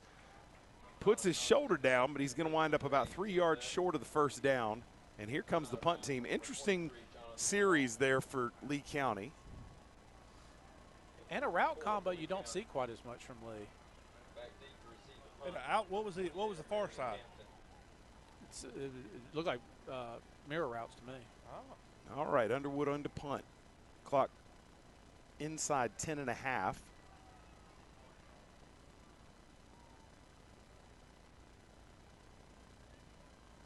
Underwood gets a boot into it. Nice kick. Good kick. High spiral. And chase down at the 4-yard line. Crazy play there to corral that at the 3. That's dangerous, and there wasn't any upside to it. The sophomore, Omarion Hampton, who's made an impact in the running game, almost disaster there at the tail end of that. Trey Underwood does a great job for the Jackets, pinning the Rams deep in their own, looks like the 3-yard line. I mean, Chris, that's amazing. Yeah. That is amazing. You couldn't ask for more there. Now Lee County hoping to make a splash play with this defense. You know, to our earlier point, Lee County continues to dominate special teams. Yep. We talked about that earlier. All right, 3 wide receivers for Cleveland. They've got the fullback in the game, number 35. Pressure shown by Lee County. Ooh, there was movement. Referees don't catch it. Ooh. He's got his man. Oh, makes Danger. one tackler miss. And has positive yardage out to the 10-yard line. That ball hung up there forever for Isaiah Sawyer. Dangerous wide field throw there for that out route. Well, they got away with a false start. But in the end, it doesn't matter. 2nd and 3 for the Rams. Out from within the shadow of their own goalpost now. The hand is to Hampton up the middle. Good, strong tackle in there by the front 4 of the Lee County Yellow Jackets. We talked about Lee County making adjustments at halftime. Looks like they're coming out in a 3-man front, bringing that outside linebacker 44 in and out, showing 4-3. One of the things that 3-man front does, it puts pressure on that really small center Cleveland has. All right, 3rd and short. Locklear from the gun. Hands to Hampton. Stacked up. Oh, nice tackle. I think he has it, though. Oh, a kind spot there from the officials. First down for the Rams. Darian Jennings, the freshman, coming up, laying the lumber, but not quite enough as Hampton spun out of that initial tackle, and forward progress nets him the first down. 8:41 to go. Clock running in the 3rd quarter. If you had a red flag and you're a head coach, you'd have thrown it right there because that is an incredibly generous spot. All right, a lot of motion here for the Rams. 3 backs in the backfield. The handoff by Locklear. Good play. No question about that one. Number 44, Damaz Jennings, coming up with a big play, leading a host of Jackets in there. I'll tell you, that was a slow developing play by Cleveland. Really allowed Jennings to come grab it from the backside. All right, they come out of that 3-back look, now back to 4 wide. Hampton the lone setback. Skylar Locklear from the gun. Sophomore quarterback has really kept his wits about him. This time he's going down. Desmond Evans and the rest of that Jacket pass rush, that's the first time they've come clean. That was a great job. Would set that up for Desmond Evans. They came to the 3-man front. Our man, Mr. Prince, got pressure up the middle, got flushed out a little bit, made the quarterback for the Rams step up into Desmond Evans. 3rd and 17 from their own 7-yard line. Big play here for the Rams. Don't want to do anything crazy here, but the last time they were backed up like this, they ran a double move against Golston, and Durham's still running. All right, the handoff is to Hampton. Hampton's got a little space wrapped up. Larry Baldwin with a great tackle. Had he not gotten him, guys, Hampton with a head of steam into the secondary is a scary notion. And see, that's why I like middle linebackers. One thing to watch that I saw in warm-ups, the long snapper for the Rams is not incredibly comfortable snapping the ball. A lot of them were low early in warm-ups. So if I'm Lee County, I'm coming after this. All right, 3rd and 9, safe punt return formation showed by the Jackets. Evans coming off this left side is going to try to go get it. Here they come, not quite there. McKendall fields at the 35 and is tripped up the 37. And when I say tripped, I mean it in the truest sense. There was some feet involved there. Yeah, Lee County getting really, really good field position right now. All right, the ball is down at the 33-yard line. Short field for the Jackets. Gentlemen, I know we only saw it in short yardage, but I don't know, at some point, I think I would go 2 back for a little while and see if Cleveland could stop it. We've only seen it once, and the one play they ran it resulted in a touchdown, albeit from, short goal-to-goal territory. Oh, nice wheel. Johnson overthrows it. Overthrew Jackson Lamb. That was ambitious and into coverage and probably should have been picked. Number 22 for the Rams should have had that one in his hands going the other way. Yeah, I think Colin made up his mind before that play started. He was going to go to Jackson Lamb on the wheel route, and it just wasn't there. Well, and guys, when a guy makes a play as big as Jackson Lamb did at the end of the first half, you think you might get a little bit too optimistic about what you can do on the next connection, right? Absolutely. All right, Johnson, 2nd and 10 from the 33. That was number 22, There's the pitch to the left to Bullware. Bullware stutter steps. Now the Piles push, maybe got a yard. Ball's loose. I think it came out after forward progress was stopped. Not a whole lot to look at there for Bullware. One thing about this Cleveland defense, I don't think Bullware's going to have a ton of success tonight in this stutter step, kind of waiting and finding a hole. I don't think he's going to be able to do this against this Ram defense. I think he's going to need to get vertical and get downhill as quickly as possible. All right, Baldwin checks in. Number 5 is in at tailback, who just made a beautiful play to stop that drive on defense. Now checks in as the tailback, brings a whole different skill set into the backfield. Good downhill runner. Oh, there's the screen. They got him. He's got one man to beat, runs through that, and will have the first down. That's a Pentair first down for the Jackets near the 20-yard line. 5.5 to go in the third quarter. Really nice recognition by Colin Johnson. It was an A-gap blitz right into his face. Went to his speed read pretty quick to be able to make a really positive gain there. Well, and it looked like the Rams didn't even account for Baldwin coming out of the backfield. He didn't try very hard to sell the block before he leaked out of there. All right, pressure shown by the Rams. The hand is to Baldwin. Baldwin drags a couple of tacklers. I have 3.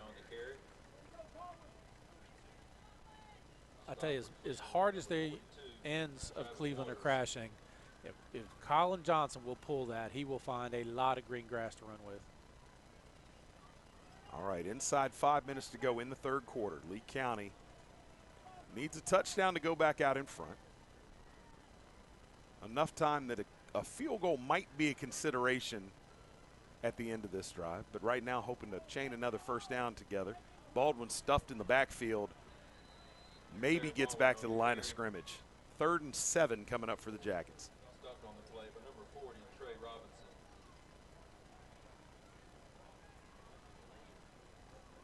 All right, gentlemen, you have both been in these type situations before, and the pressure as that clock ticks down just keeps building and building and building and building. What do you have to do to keep your wits about you as a coaching staff and relay that message to the players to keep them focused on the very next play? One thing you talk about All right, is fakes to Baldwin, now throws out to Lett. Lett's going to have to make a man miss and cannot. Is tackled for a loss. 3rd and 11 coming up. You're in no man's land here at the 22. This will be a 39-yard attempt, maybe 40 for Trey Underwood. He runs out trying to make this a 1-point game. All right, the leading kicker for points in the state this year, 4th all-time in the state in kicking points, will try a 40-yard field goal to make this a 1-point game. Clock down at 3.5 minutes to go in the third quarter. Cleveland coming after this kick. Need a clean exchange. Good snap, good hold, good kick. It looks like it's got the distance, and it is through. Good. Trey Underwood adds 3, and we've got ourselves a 1-point game with 3:22 to go in the third quarter. We will be back with the kick after these messages. You're watching the NFHS Championship Game of the Week.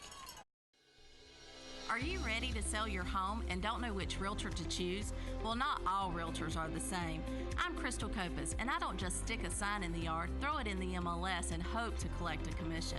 I provide a customized marketing plan that includes professional staging, photography, videography, and drone at no cost to you. Contact me, Crystal Copas, with RE/MAX Real Estate Service, and let's get your house sold. 919-356-5402 or visit me at crystalcopas.com.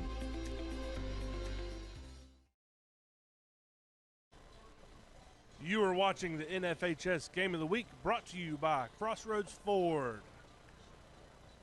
20-19, the Yellow Jackets of Lee County trail the Cleveland Rams. They've come down from Clayton on a mission, trying to get back into the regional final of the state championship here in 3A. This is a seasoned ball club the Rams trot out here, and a seasoned coaching staff, guys. What does that mean at this point? Coach Riley has been here and been in these big games before. I don't think he's won them a state championship. I could be wrong on that, but he has been deep in the playoffs many, many times. All right, fair catch is signaled at the 31-yard line. Corin Artis reels it in, and it'll be 1st and 10 Rams. Guys, from why the is 31. Cleveland High School not in Cleveland, North Carolina, which is in Johnston County? I don't know. I used to go to a tap room in Cleveland. That was quite entertaining. It's on Cleveland Farm Road out that way, so that's, I guess, where it came from. Well, if Cleveland Farm Road is out there, I think it would probably stand to reason that the Cleveland family probably had something to do with the land being given up. I'm sure it for did. that to be built on. All right, Locklear rolls, has a man, and hits him. It's Durham, who'll be pushed out near a 1st down at the 41-yard line. We got a flag late on the far side. All right, are they going to get roughing the passer, perhaps? To be honest, I was watching the ball, Chris. All right, let's take a peek here. Well, the Lee County defense seems to be moving. Now the Cleveland offense is moving in the direction that would indicate it's going to be against that team in light blue. Ineligible man downfield. First one we've seen tonight from two teams that have run a significant number of short passes and screens.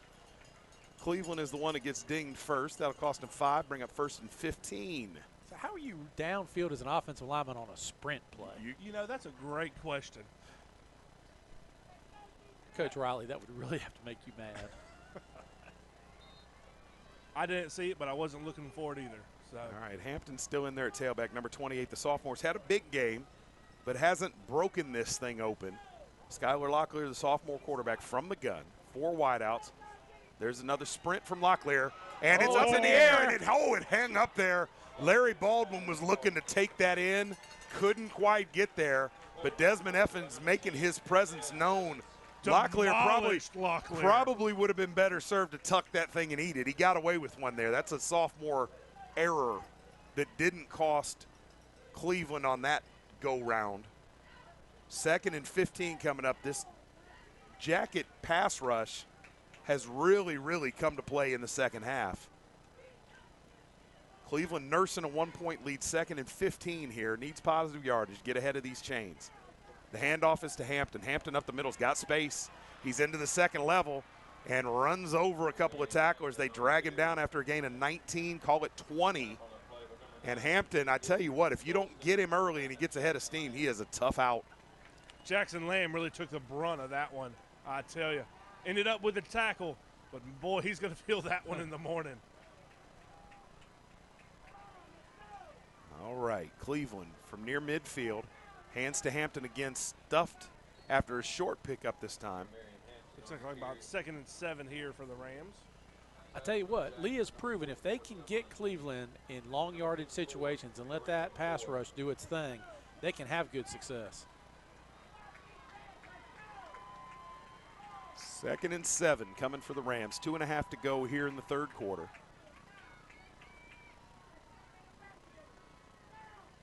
Locklear drops, gets it out of there quickly, and it's reeled in by Durham, close to the sticks.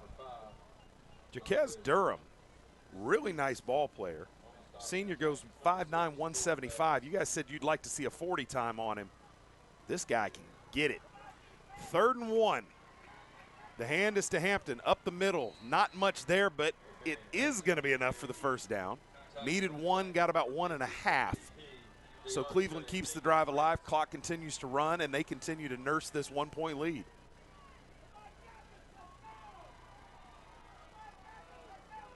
right, defense creeping closer to the line of scrimmage. There's a screen. They've got Durham. They're going to have to get up tight on him.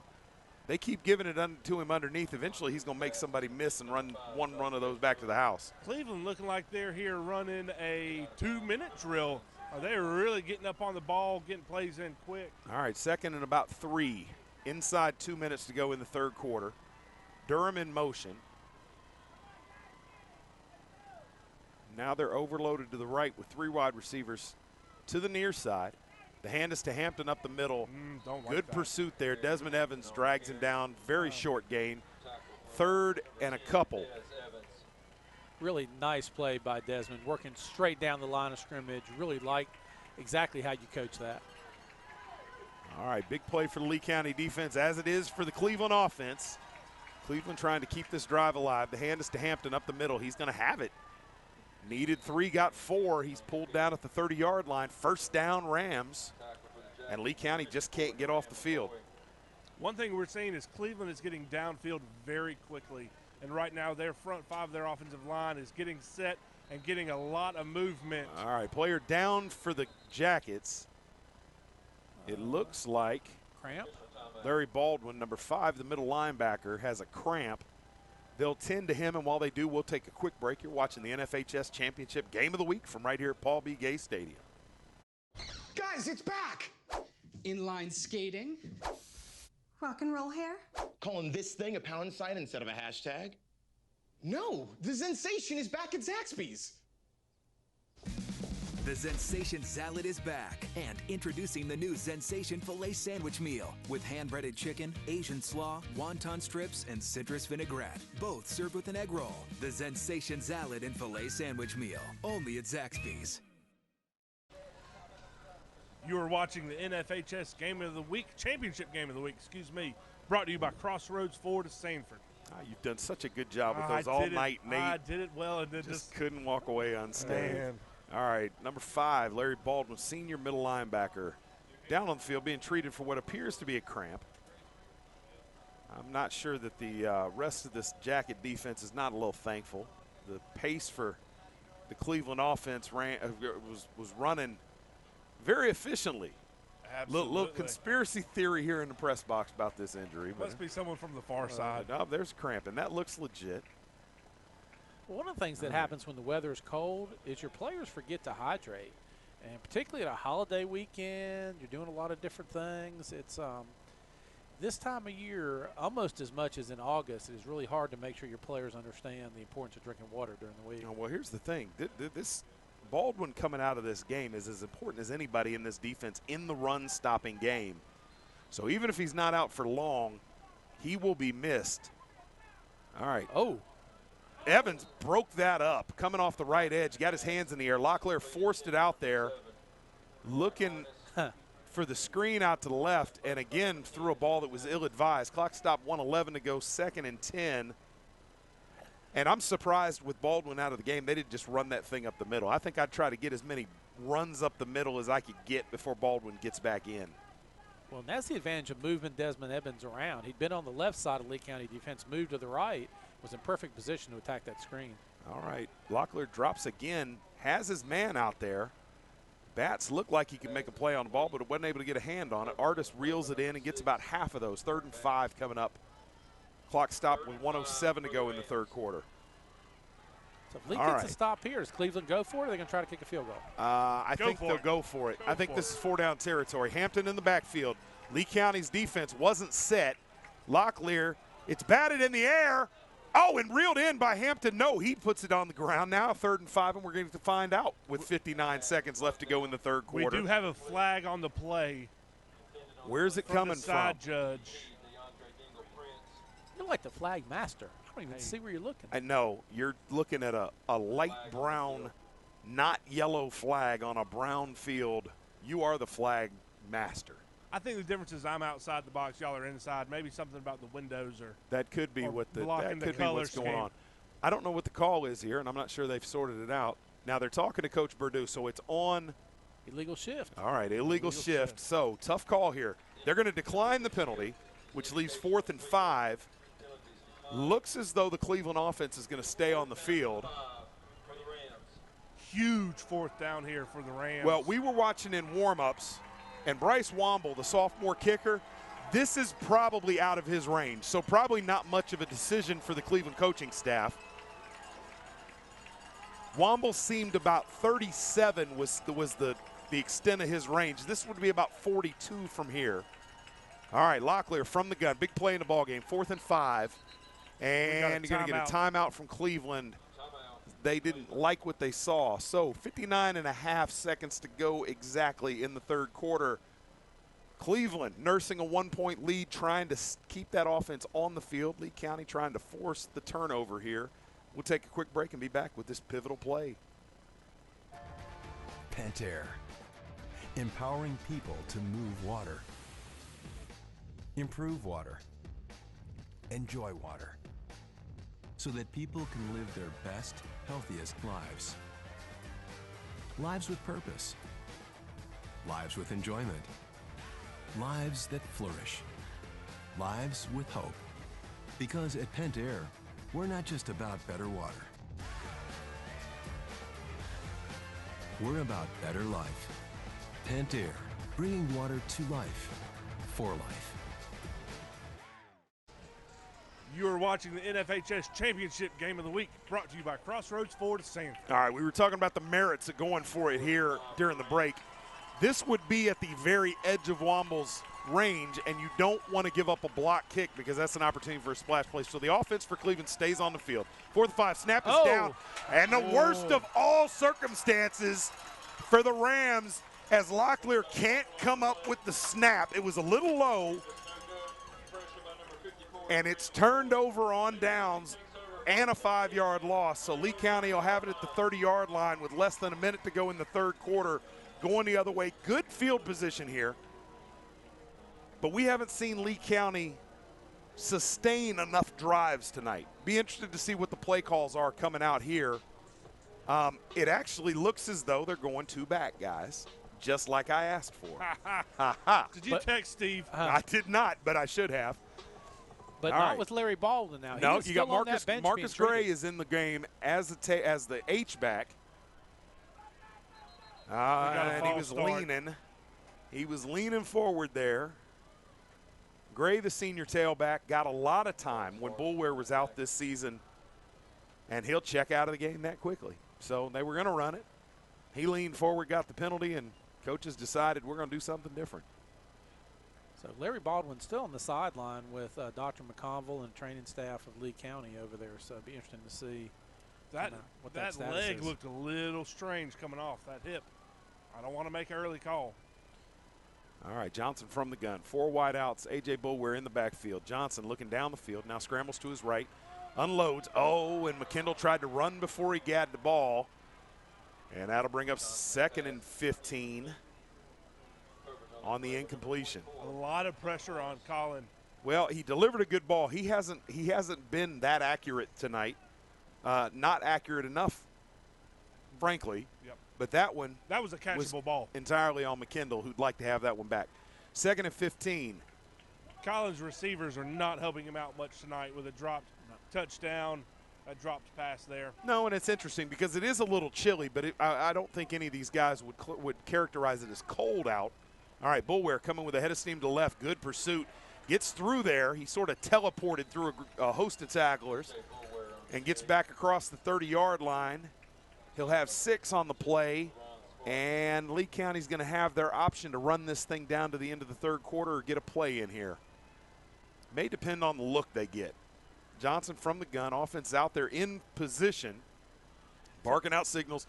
20 to go on the game clock, 22 to go on the play clock. Interesting enough, he's got the receiver on the short side, one-on-one if he wants him. And nope, he's looking the other way. Now he's looking across the middle. Now he decides to run and delivers it. Got it, can't dance. Let's got to turn it upfield. He was dancing when he caught that thing, and it'll be 4th and about 3 as we go to the end of the third quarter. Lee County trailing by a point, 20-19. We'll take a quick break, be back with the fourth quarter action from here in Sanford, North Carolina. This one's a barn burner. 90 years ago, First Bank was founded. You know First Bank, the one where you are greeted by name, the one one dedicated to the community, and the one born in the heart of the Carolinas. We help our customers to realize their dreams by providing financial solutions and building trusted relationships. Hi, I'm David Fashee, and we are First Bank.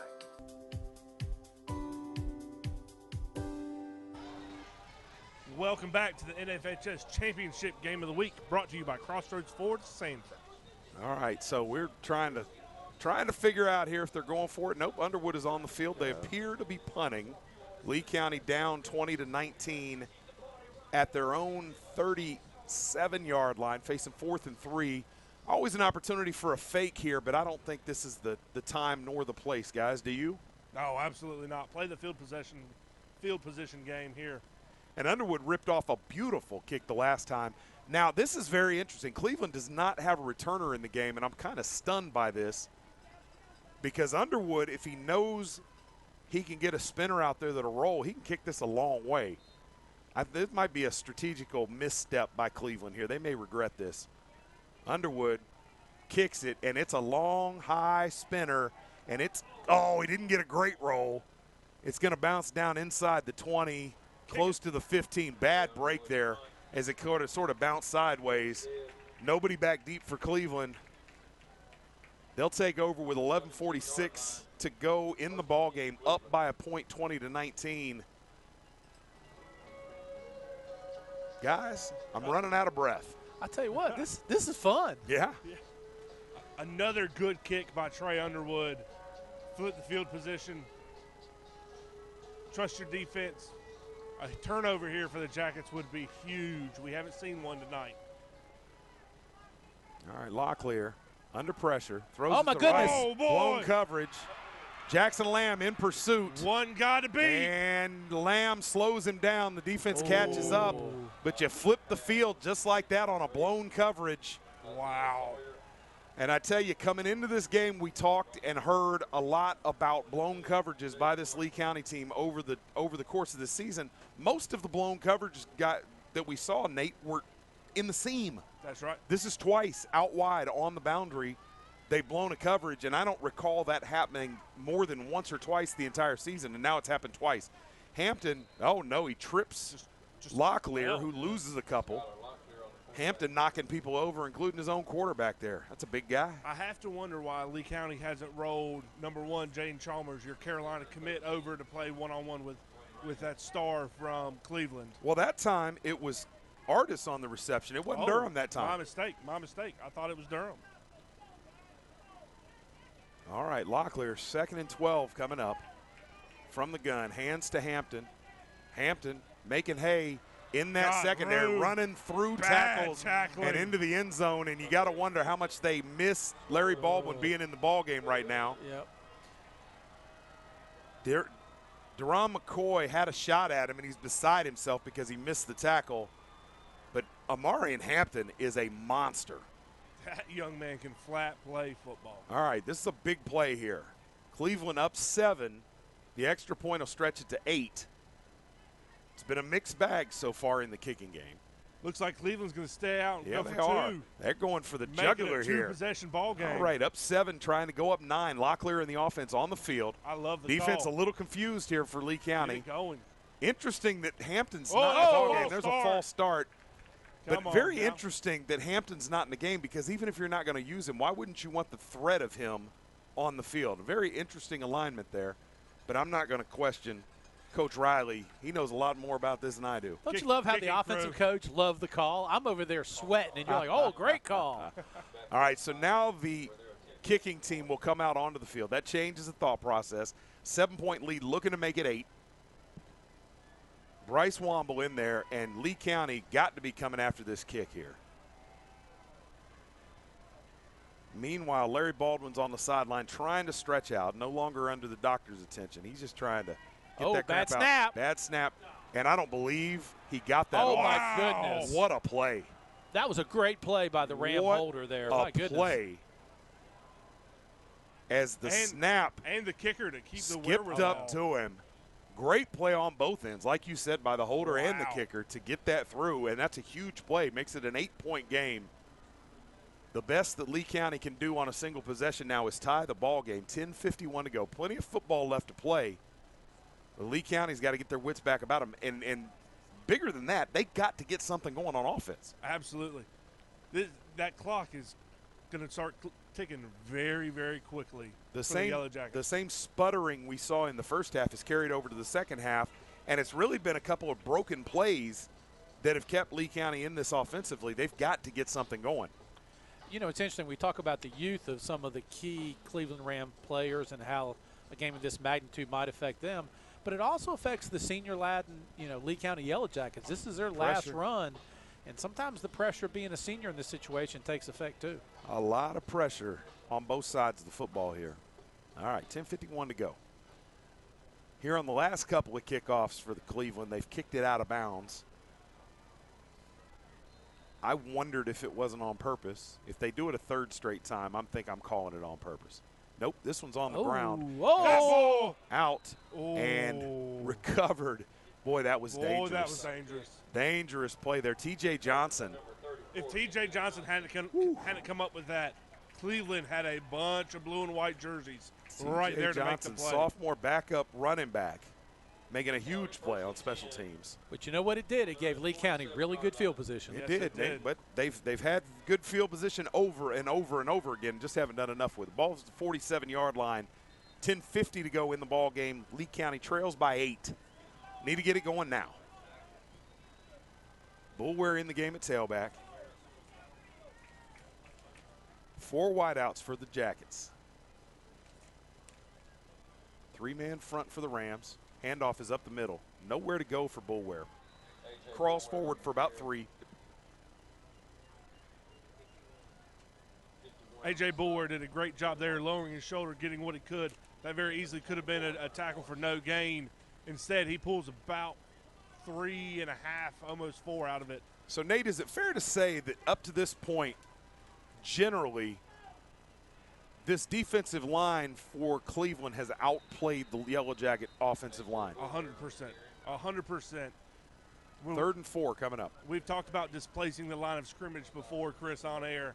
And right now, that Cleveland front 3 are really doing a good job of creating holes, pushing back the Yellow Jacket offensive line, and creating huge gaps for their linebackers. Especially, we've talked about A-gap blitz, especially coming in there. All right, big 3rd down here, 3rd and 4. Little under 10 minutes to go in the ball game. Colin Johnson, senior quarterback from the gun. Takes a snap, rolls, backs open, looking, got McKendall. McKendall holds on to it, picks up 9 on the play, and that'll be a Jacket first down. 9:36 to go in the ball game. That was a great, what we call a dig route from Tyreek McKendall. Came across, found open space, and sat, made sure he was there for the first down. Colin Johnson hits him perfectly. All right. Yellow Jackets in a interesting formation. They got stacked receivers to the left and the right. They fake to Bullware. Johnson trying to go up the middle, steps up in the pocket. It's going to lose about a yard as he's sacked. Really good coverage by the Rams, the secondary right there. There's really nothing open for Colin Johnson to throw to. Well, nobody bit on the play action. And Johnson, had he been a little bit more decisive, may have had a little room to run up the middle. But as it was, loses a couple feet. 2nd and 11, inside 9 minutes to go in the ball game. Johnson from the gun, takes a snap. Looks, has McKendall. McKendall's got a little space, puts his shoulder down, runs over a man, and has the ball down to the 26-yard line, and another Jacket first down. Good hard run there by Mr. Tyreek McKendall. First down, Jacket. And I tell you what, way to stay in the pocket by Colin Johnson.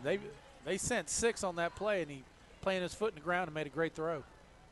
One thing we're seeing from the Yellow Jackets right now, number 1, Jaden Chalmers, who at times has been one of their big play wide receivers, is not in the ball game.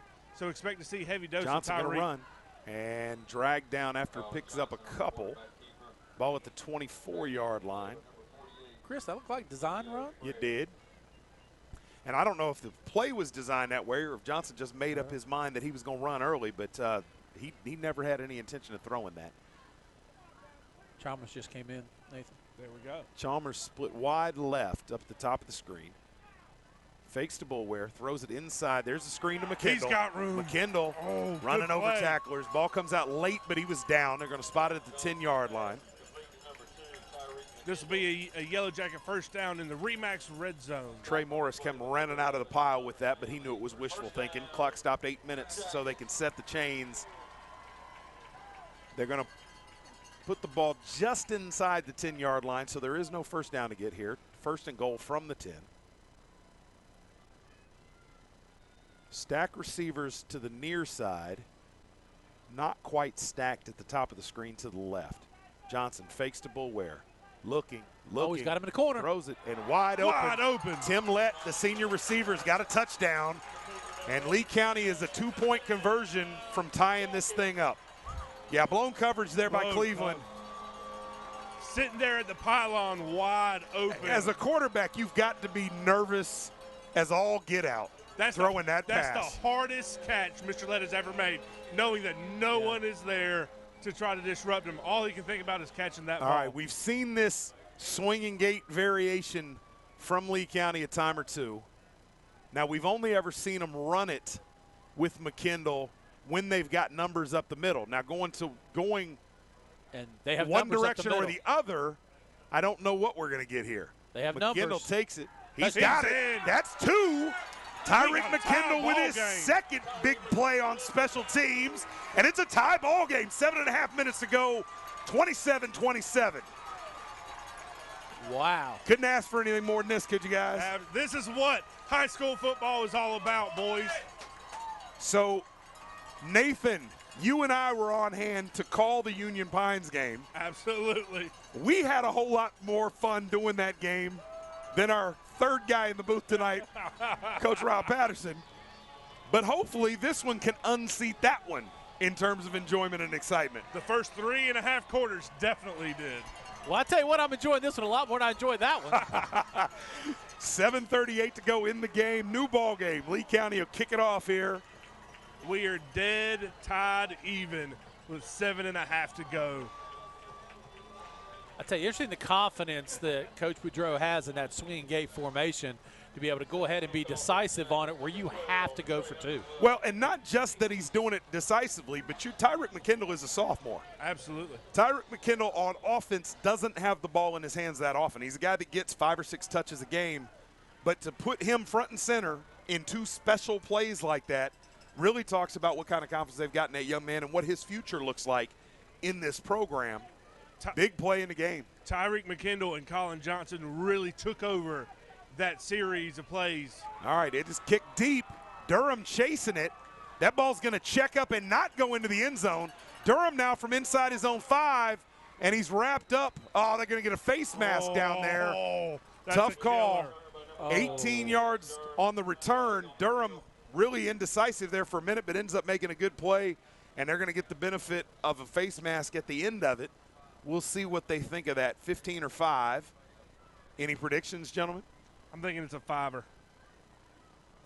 I didn't see it as well as y'all did. One of those where it looked as though he kind of got his hand onto the side of the helmet. Nope. Personal foul, Oh, 15 yards. Wow. So that's going to move the ball out and give Cleveland good field position all the way out to the 35-yard line. 7:33 to go.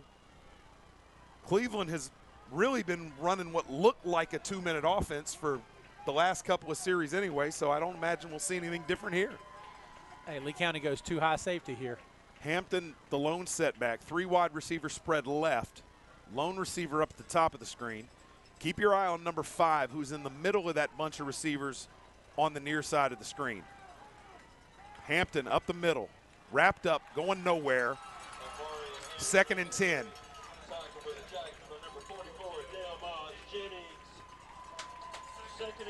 Coach Cochrane. Yes, sir. We have seen all year Lee County in situations like this, and you would assume, number 1, the Tar Heel commit is going to be matched up with the best playmaker in the passing game. Jordan Batts has got coverage on number 5, Jaquez Durham. All right, Batts with a chance to come up, make a tackle, doesn't. Chalmers, Ball's loose. Oh, and there's a flag on the play. We're going to have a block in the back, I think. Well, Isaiah Sawyer falls on it and keeps them out of a disaster. But even still, the ball's back at the 31-yard line. It's going to bring up 3rd and long. Interesting to see what the call is and whether or not Coach Purdue and this Jacket staff want to take it or accept and force 3rd and long. A lot of moving parts here, guys. I think if it's on the Rams, you decline it. See, I disagree. I say you accept and march them back. Trust your defense, because that's a big field swap if you make them punt it here.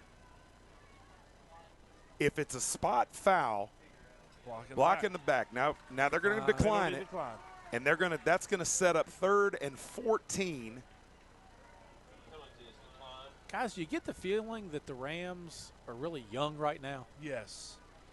Well, Locklear looked like a senior quarterback in the first half. In the second half, he and his mates have made just enough missteps that I'd have to agree with you. It looks like a young team at this point. Guys, keep an eye. Lee County switched to a 3 front here. Watch DDP there in the nose guard try to take advantage of this smaller center. All right, bunch formation. Interesting formation here for the Rams. Locklear drops, looking down the field, throws it up. Jackson Lamb with a pick, going the other way. Jackson Lamb on the return. He's across midfield and brought down at the 46. Jackson Lamb is keeping the Lee County Jackets in this ball game. And it looks like Cleveland is a little bit of self-destructing right now. Yeah, they switched to trips to the boundary, formation the boundary, which you really don't see very often. Nope. And that's one of the reasons why you don't. 6:29 to go. Lee County has the ball 1st and 10 at the 46-yard line. Huge momentum swing. Jackson Lamb, who came up with an enormous touchdown right before the half, now comes up with the pick. Colin Johnson hands to Boulware. Boulware with a head of steam, drags tacklers, picks up 3 or 4 on the play. If you're Lee County right now, is the clock even part of your strategy, or are you just trying to score points? Score points. All right. You've got all the momentum. You try to put your foot on the throat right now. 6:08 to go. Johnson from the gun, 2nd and 6 coming up. Hands to Boulware. Boulware sticks his nose down in there, and there's just nowhere to go. That defensive line for Cleveland has been lights out today. I'm going to go on a ledge here, Chris, and say this is probably the best front 3 we have seen so far this year. Well, I would say it's the best front 3 or 4 other than the one they're playing against, maybe. 5.5 to go in the ball game. 3rd and a long 5 for Lee County. Watch for a tunnel to the boundary here. Boulware from the gun. Cleveland defense running all over the place. Johnson looks. McKendall has the ball at the 24 and a Jacket first down. Tyreek McKendall playing like a 5th-year senior, having a big game. Really nice concept by Lee. It's what we call a pull route. They send the slot right vertically down the field and pull up the outside receiver on a hitch. Really nice 3rd down call. All right, the ball is placed at the 33, counting down toward 5 minutes. One more first down, gentlemen, and then I would venture to say the clock might come into play. Johnson reels in a bad snap. Looking, running to the left, got a little space, cuts it back up in the middle. Hold on to that football, Colin. Down to the 24-yard line, close to a first down. Clock inside 5 minutes. And we are now in field goal range for Trey Underwood. And that was my point, is if this drive looks like it's going to stall, maybe you take the air out of the ball and play for the field goal. Oh. All right, 4.5 to go. Johnson from the gun, 2nd and about 6 inches. Pulls it down, got to get rid of it. Has a man. It's Jaden Chalmers. Touchdown, Jackets. 33-27 with 4:26 to go in the ball game. Jaden Chalmers been AWOL from the passing game all day. Shows up just in time to score a 4th quarter touchdown. Comes up big to put the Jackets ahead. I'm going to tell you, great patience by Colin Johnson there. That was his 2nd read right there and was very patient about it, sat in the pocket, made a great play. 4:26 to go. 33-27, Trey Underwood on to add the extra point. Runs on late. Jackson Lamb to hold. Plenty of time on the play clock. No need to rush for this Jacket special teams unit. Snap is good. Hold is down. Kick is up. Kick is good. Trey Underwood stretches it out, makes it a 7-point lead. 34-27, 4:26 to go in this quarterfinal matchup. I can't take any more, guys. We'll be right back with the end of this ball game. Woo! Guys, it's back! Inline skating. Rock and roll hair? Calling this thing a pound sign instead of a hashtag? No, the sensation is back at Zaxby's. The Zensation Salad is back, and introducing the new Zensation Filet Sandwich Meal with hand-breaded chicken, Asian slaw, wonton strips, and citrus vinaigrette. Both served with an egg roll. The Zensation Salad and Filet Sandwich Meal, only at Zaxby's. You are watching the NFHS Championship Game of the Week here from Paul B. Gates Stadium, brought to you by Crossroads Ford of Sanford. You say Game of the Week, I say Game of the Year. 34-27 in what a lot of people felt was the de facto state championship in North Carolina 3AA, or 3AA, excuse me. Woof, this has been a ball game. Back and forth right now. Lee County holds the momentum. They'll be kicking this thing off. Cleveland giving them a crazy look. Lee County's been messing with them in the kicking game. Cleveland doesn't show anything until late. Now they're making the call from the sideline. Interesting tactic employed by Cleveland there. I don't think I've ever seen that, guys. Trey has to kick it deep here. You can't give the chance of good field I'm position. going to tell you what, I'm not excited about kicking it to either one of those guys back deep. They split the difference. All right. There's a fair catch signal at the 36-yard line. Rams will take over 1st and 10. You got Jaquez Durham and O'Marion Hampton back there receiving on that kickoff. There's no chance I'm kicking that ball deep. Yeah, but you got a guy who can put it in the end zone. Brother, no chance. 4:26 to go, 1st and 10 Rams. I was just impressed by the 42 signals that the special teams coach Lee gave prior to that. Skylar Locklear leads this offense out here, needs one more drive to keep this team alive. 4.5 minutes to go. Clock not a factor yet. Locklear fakes, throws it out wide left, has Durham. Durham makes a man miss, spins out of that, has good positive yardage, pick up 4 on the play. Durham in space is something I'm trying to do 2 or 3 times every doggone time the chains are reset. Kid is explosive. Just like we saw Tyreek McKendall on the Lee County side kind of take over this series, the Rams are going to need Durham to take over this one. All right, clock inside 4 minutes. Locklear from the gun, hands to Hampton. Hampton breaks out of a tackle, now chased down, spinning, breaking out of more tackles. He is in beast mode, guys. Wow. That young man is a sophomore. He's got the cheat codes on. Yeah, no kidding. Woo! Hit stick. All right, ball is at midfield. 3:48 to go. Can you imagine what he's going to do to high school football players by the time he's a senior? All right, gets it out there to Durham. Nice tackle. Great tackle by Batts, who's missed a couple today but doesn't on that one. Keeps him in bounds. Clock running 3.5 to go. 2nd and 7. Hampton alone setback, 3 wide outs to the left. Jaquez Durham in the middle of that group. Locklear, nope, gives it to Hampton. Hampton gives it a draw. Gets about half of what he needs. 3rd and 3 coming up for the Rams. Cleveland needs a touchdown here. The clock ticks down toward 3 minutes to go in the ball game. 3rd and 4 after they get done with the spot here. 4 down territory certainly here. Without a doubt. All right, Locklear from the gun. Jackets show pressure. They get it out there. Ball is dropped. My goodness. Isaiah Sawyer was going to be right near the sticks, puts the ball on the ground. 4th and 4. Woo, this could be the ball game, guys. This could be it, boys. 2:50 to go. Certainly a chance for Cleveland to get the ball back if they don't convert here, but boy, it gets really sticky for them. Cleveland has 2 timeouts. 4 wideouts. Locklear from the gun, takes the snap, gets it out quick, throws it.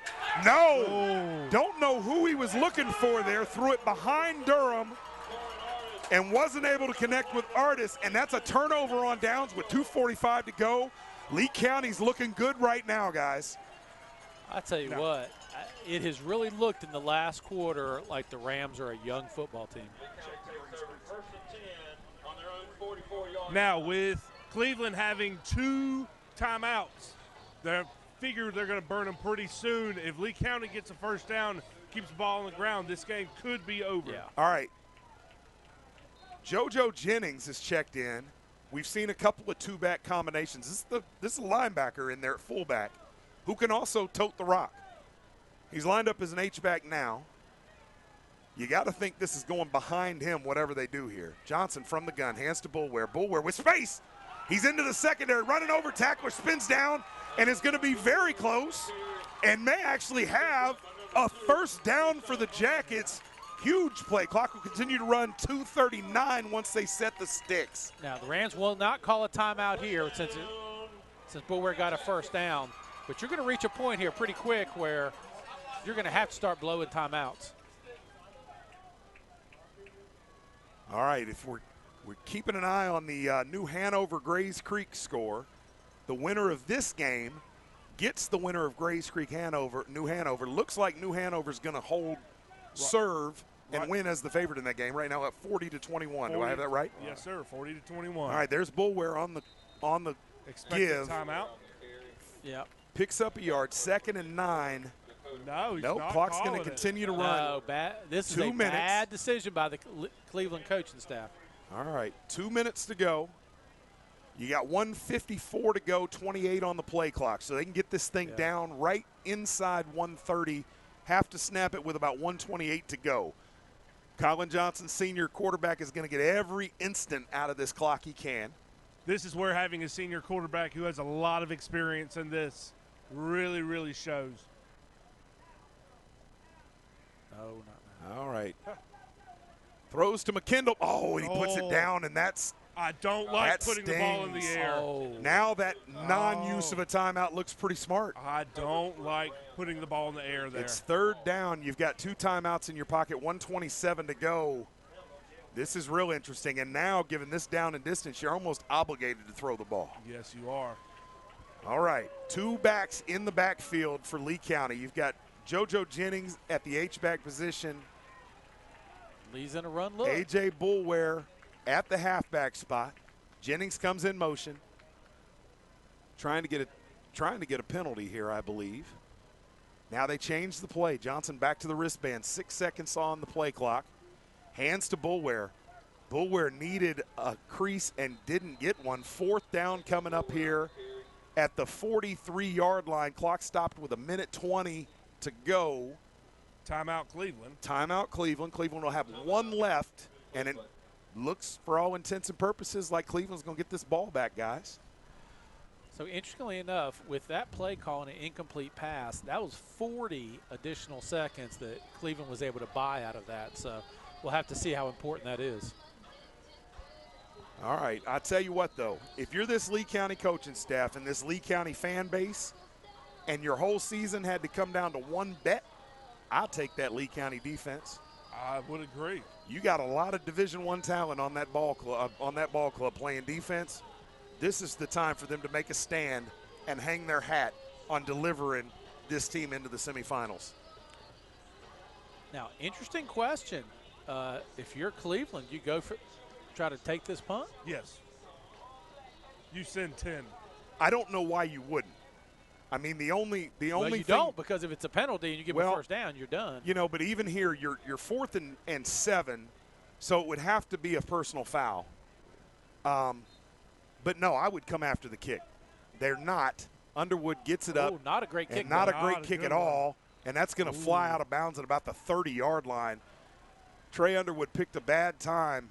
Let's see where he to stopped. shank one, and gracious spot the by 26, the very gracious. That's probably 5 yards further than what it ought to be, but the ball's out at the 26, 1:14 to go for Cleveland.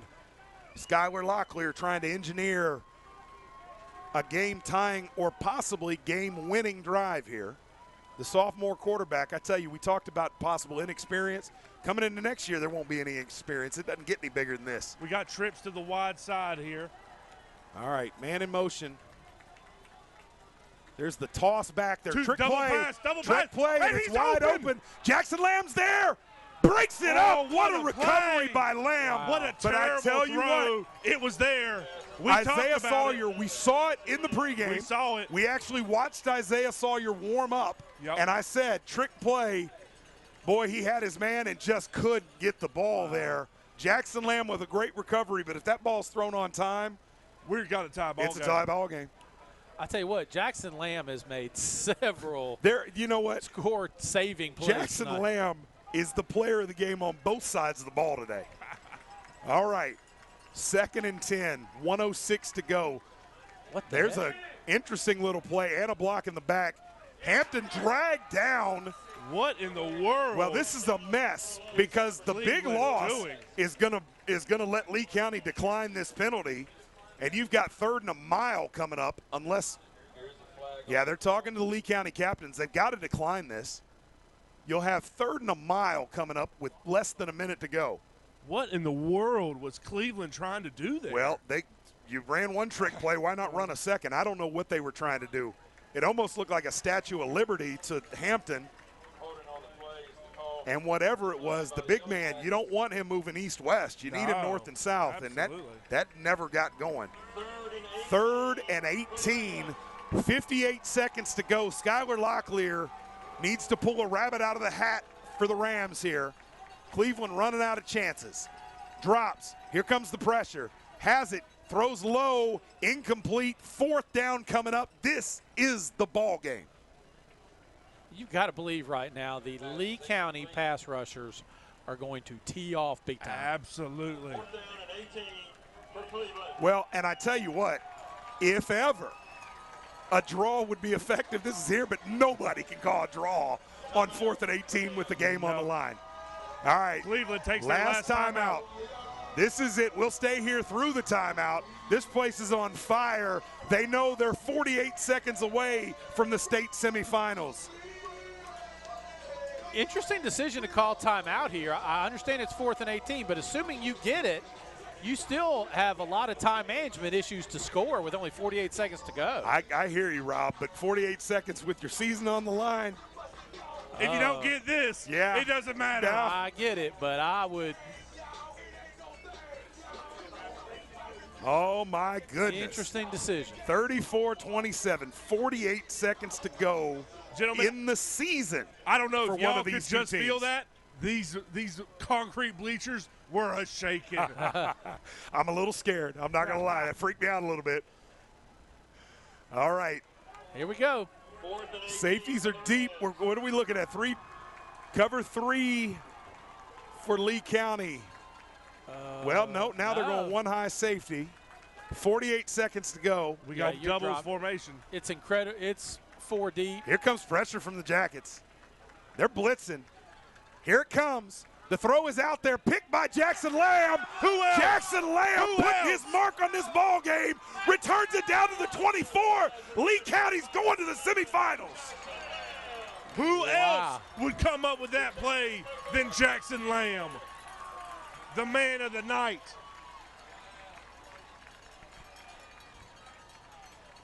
And Chris, in Pop Warner, they wouldn't let that young man play defense. Jackson Lamb hasn't given anybody a choice about playing him on both sides of the ball. We've watched him for the last couple of years go from being a program gritty kid to being one of the featured components on both sides of the ball. Doesn't have the measurables, doesn't have the speed that some of these D1 guys do, but Jackson Lamb is a heck of a football player. That is the ball game, boys. Yellow Jackets move on to the state 3AA semifinals. Next week, New Hanover travels to Sanford all the way from the beach on a Friday night to roll up in here and face Jacket Nation. Here we go. Good luck. Good luck. It wasn't always pretty, guys, but in the end, they pull it out. These Lee County Yellow Jackets keep their season alive. This is a team, guys, that the last couple years, early exits from the playoffs, a lot of grumbling around town. Steve Perdue shows up 2 years ago. This is the guy. He said it all along. State championship is our goal. Well, he's 2 games away from winning a state championship. Welcome to the First Bank postgame show.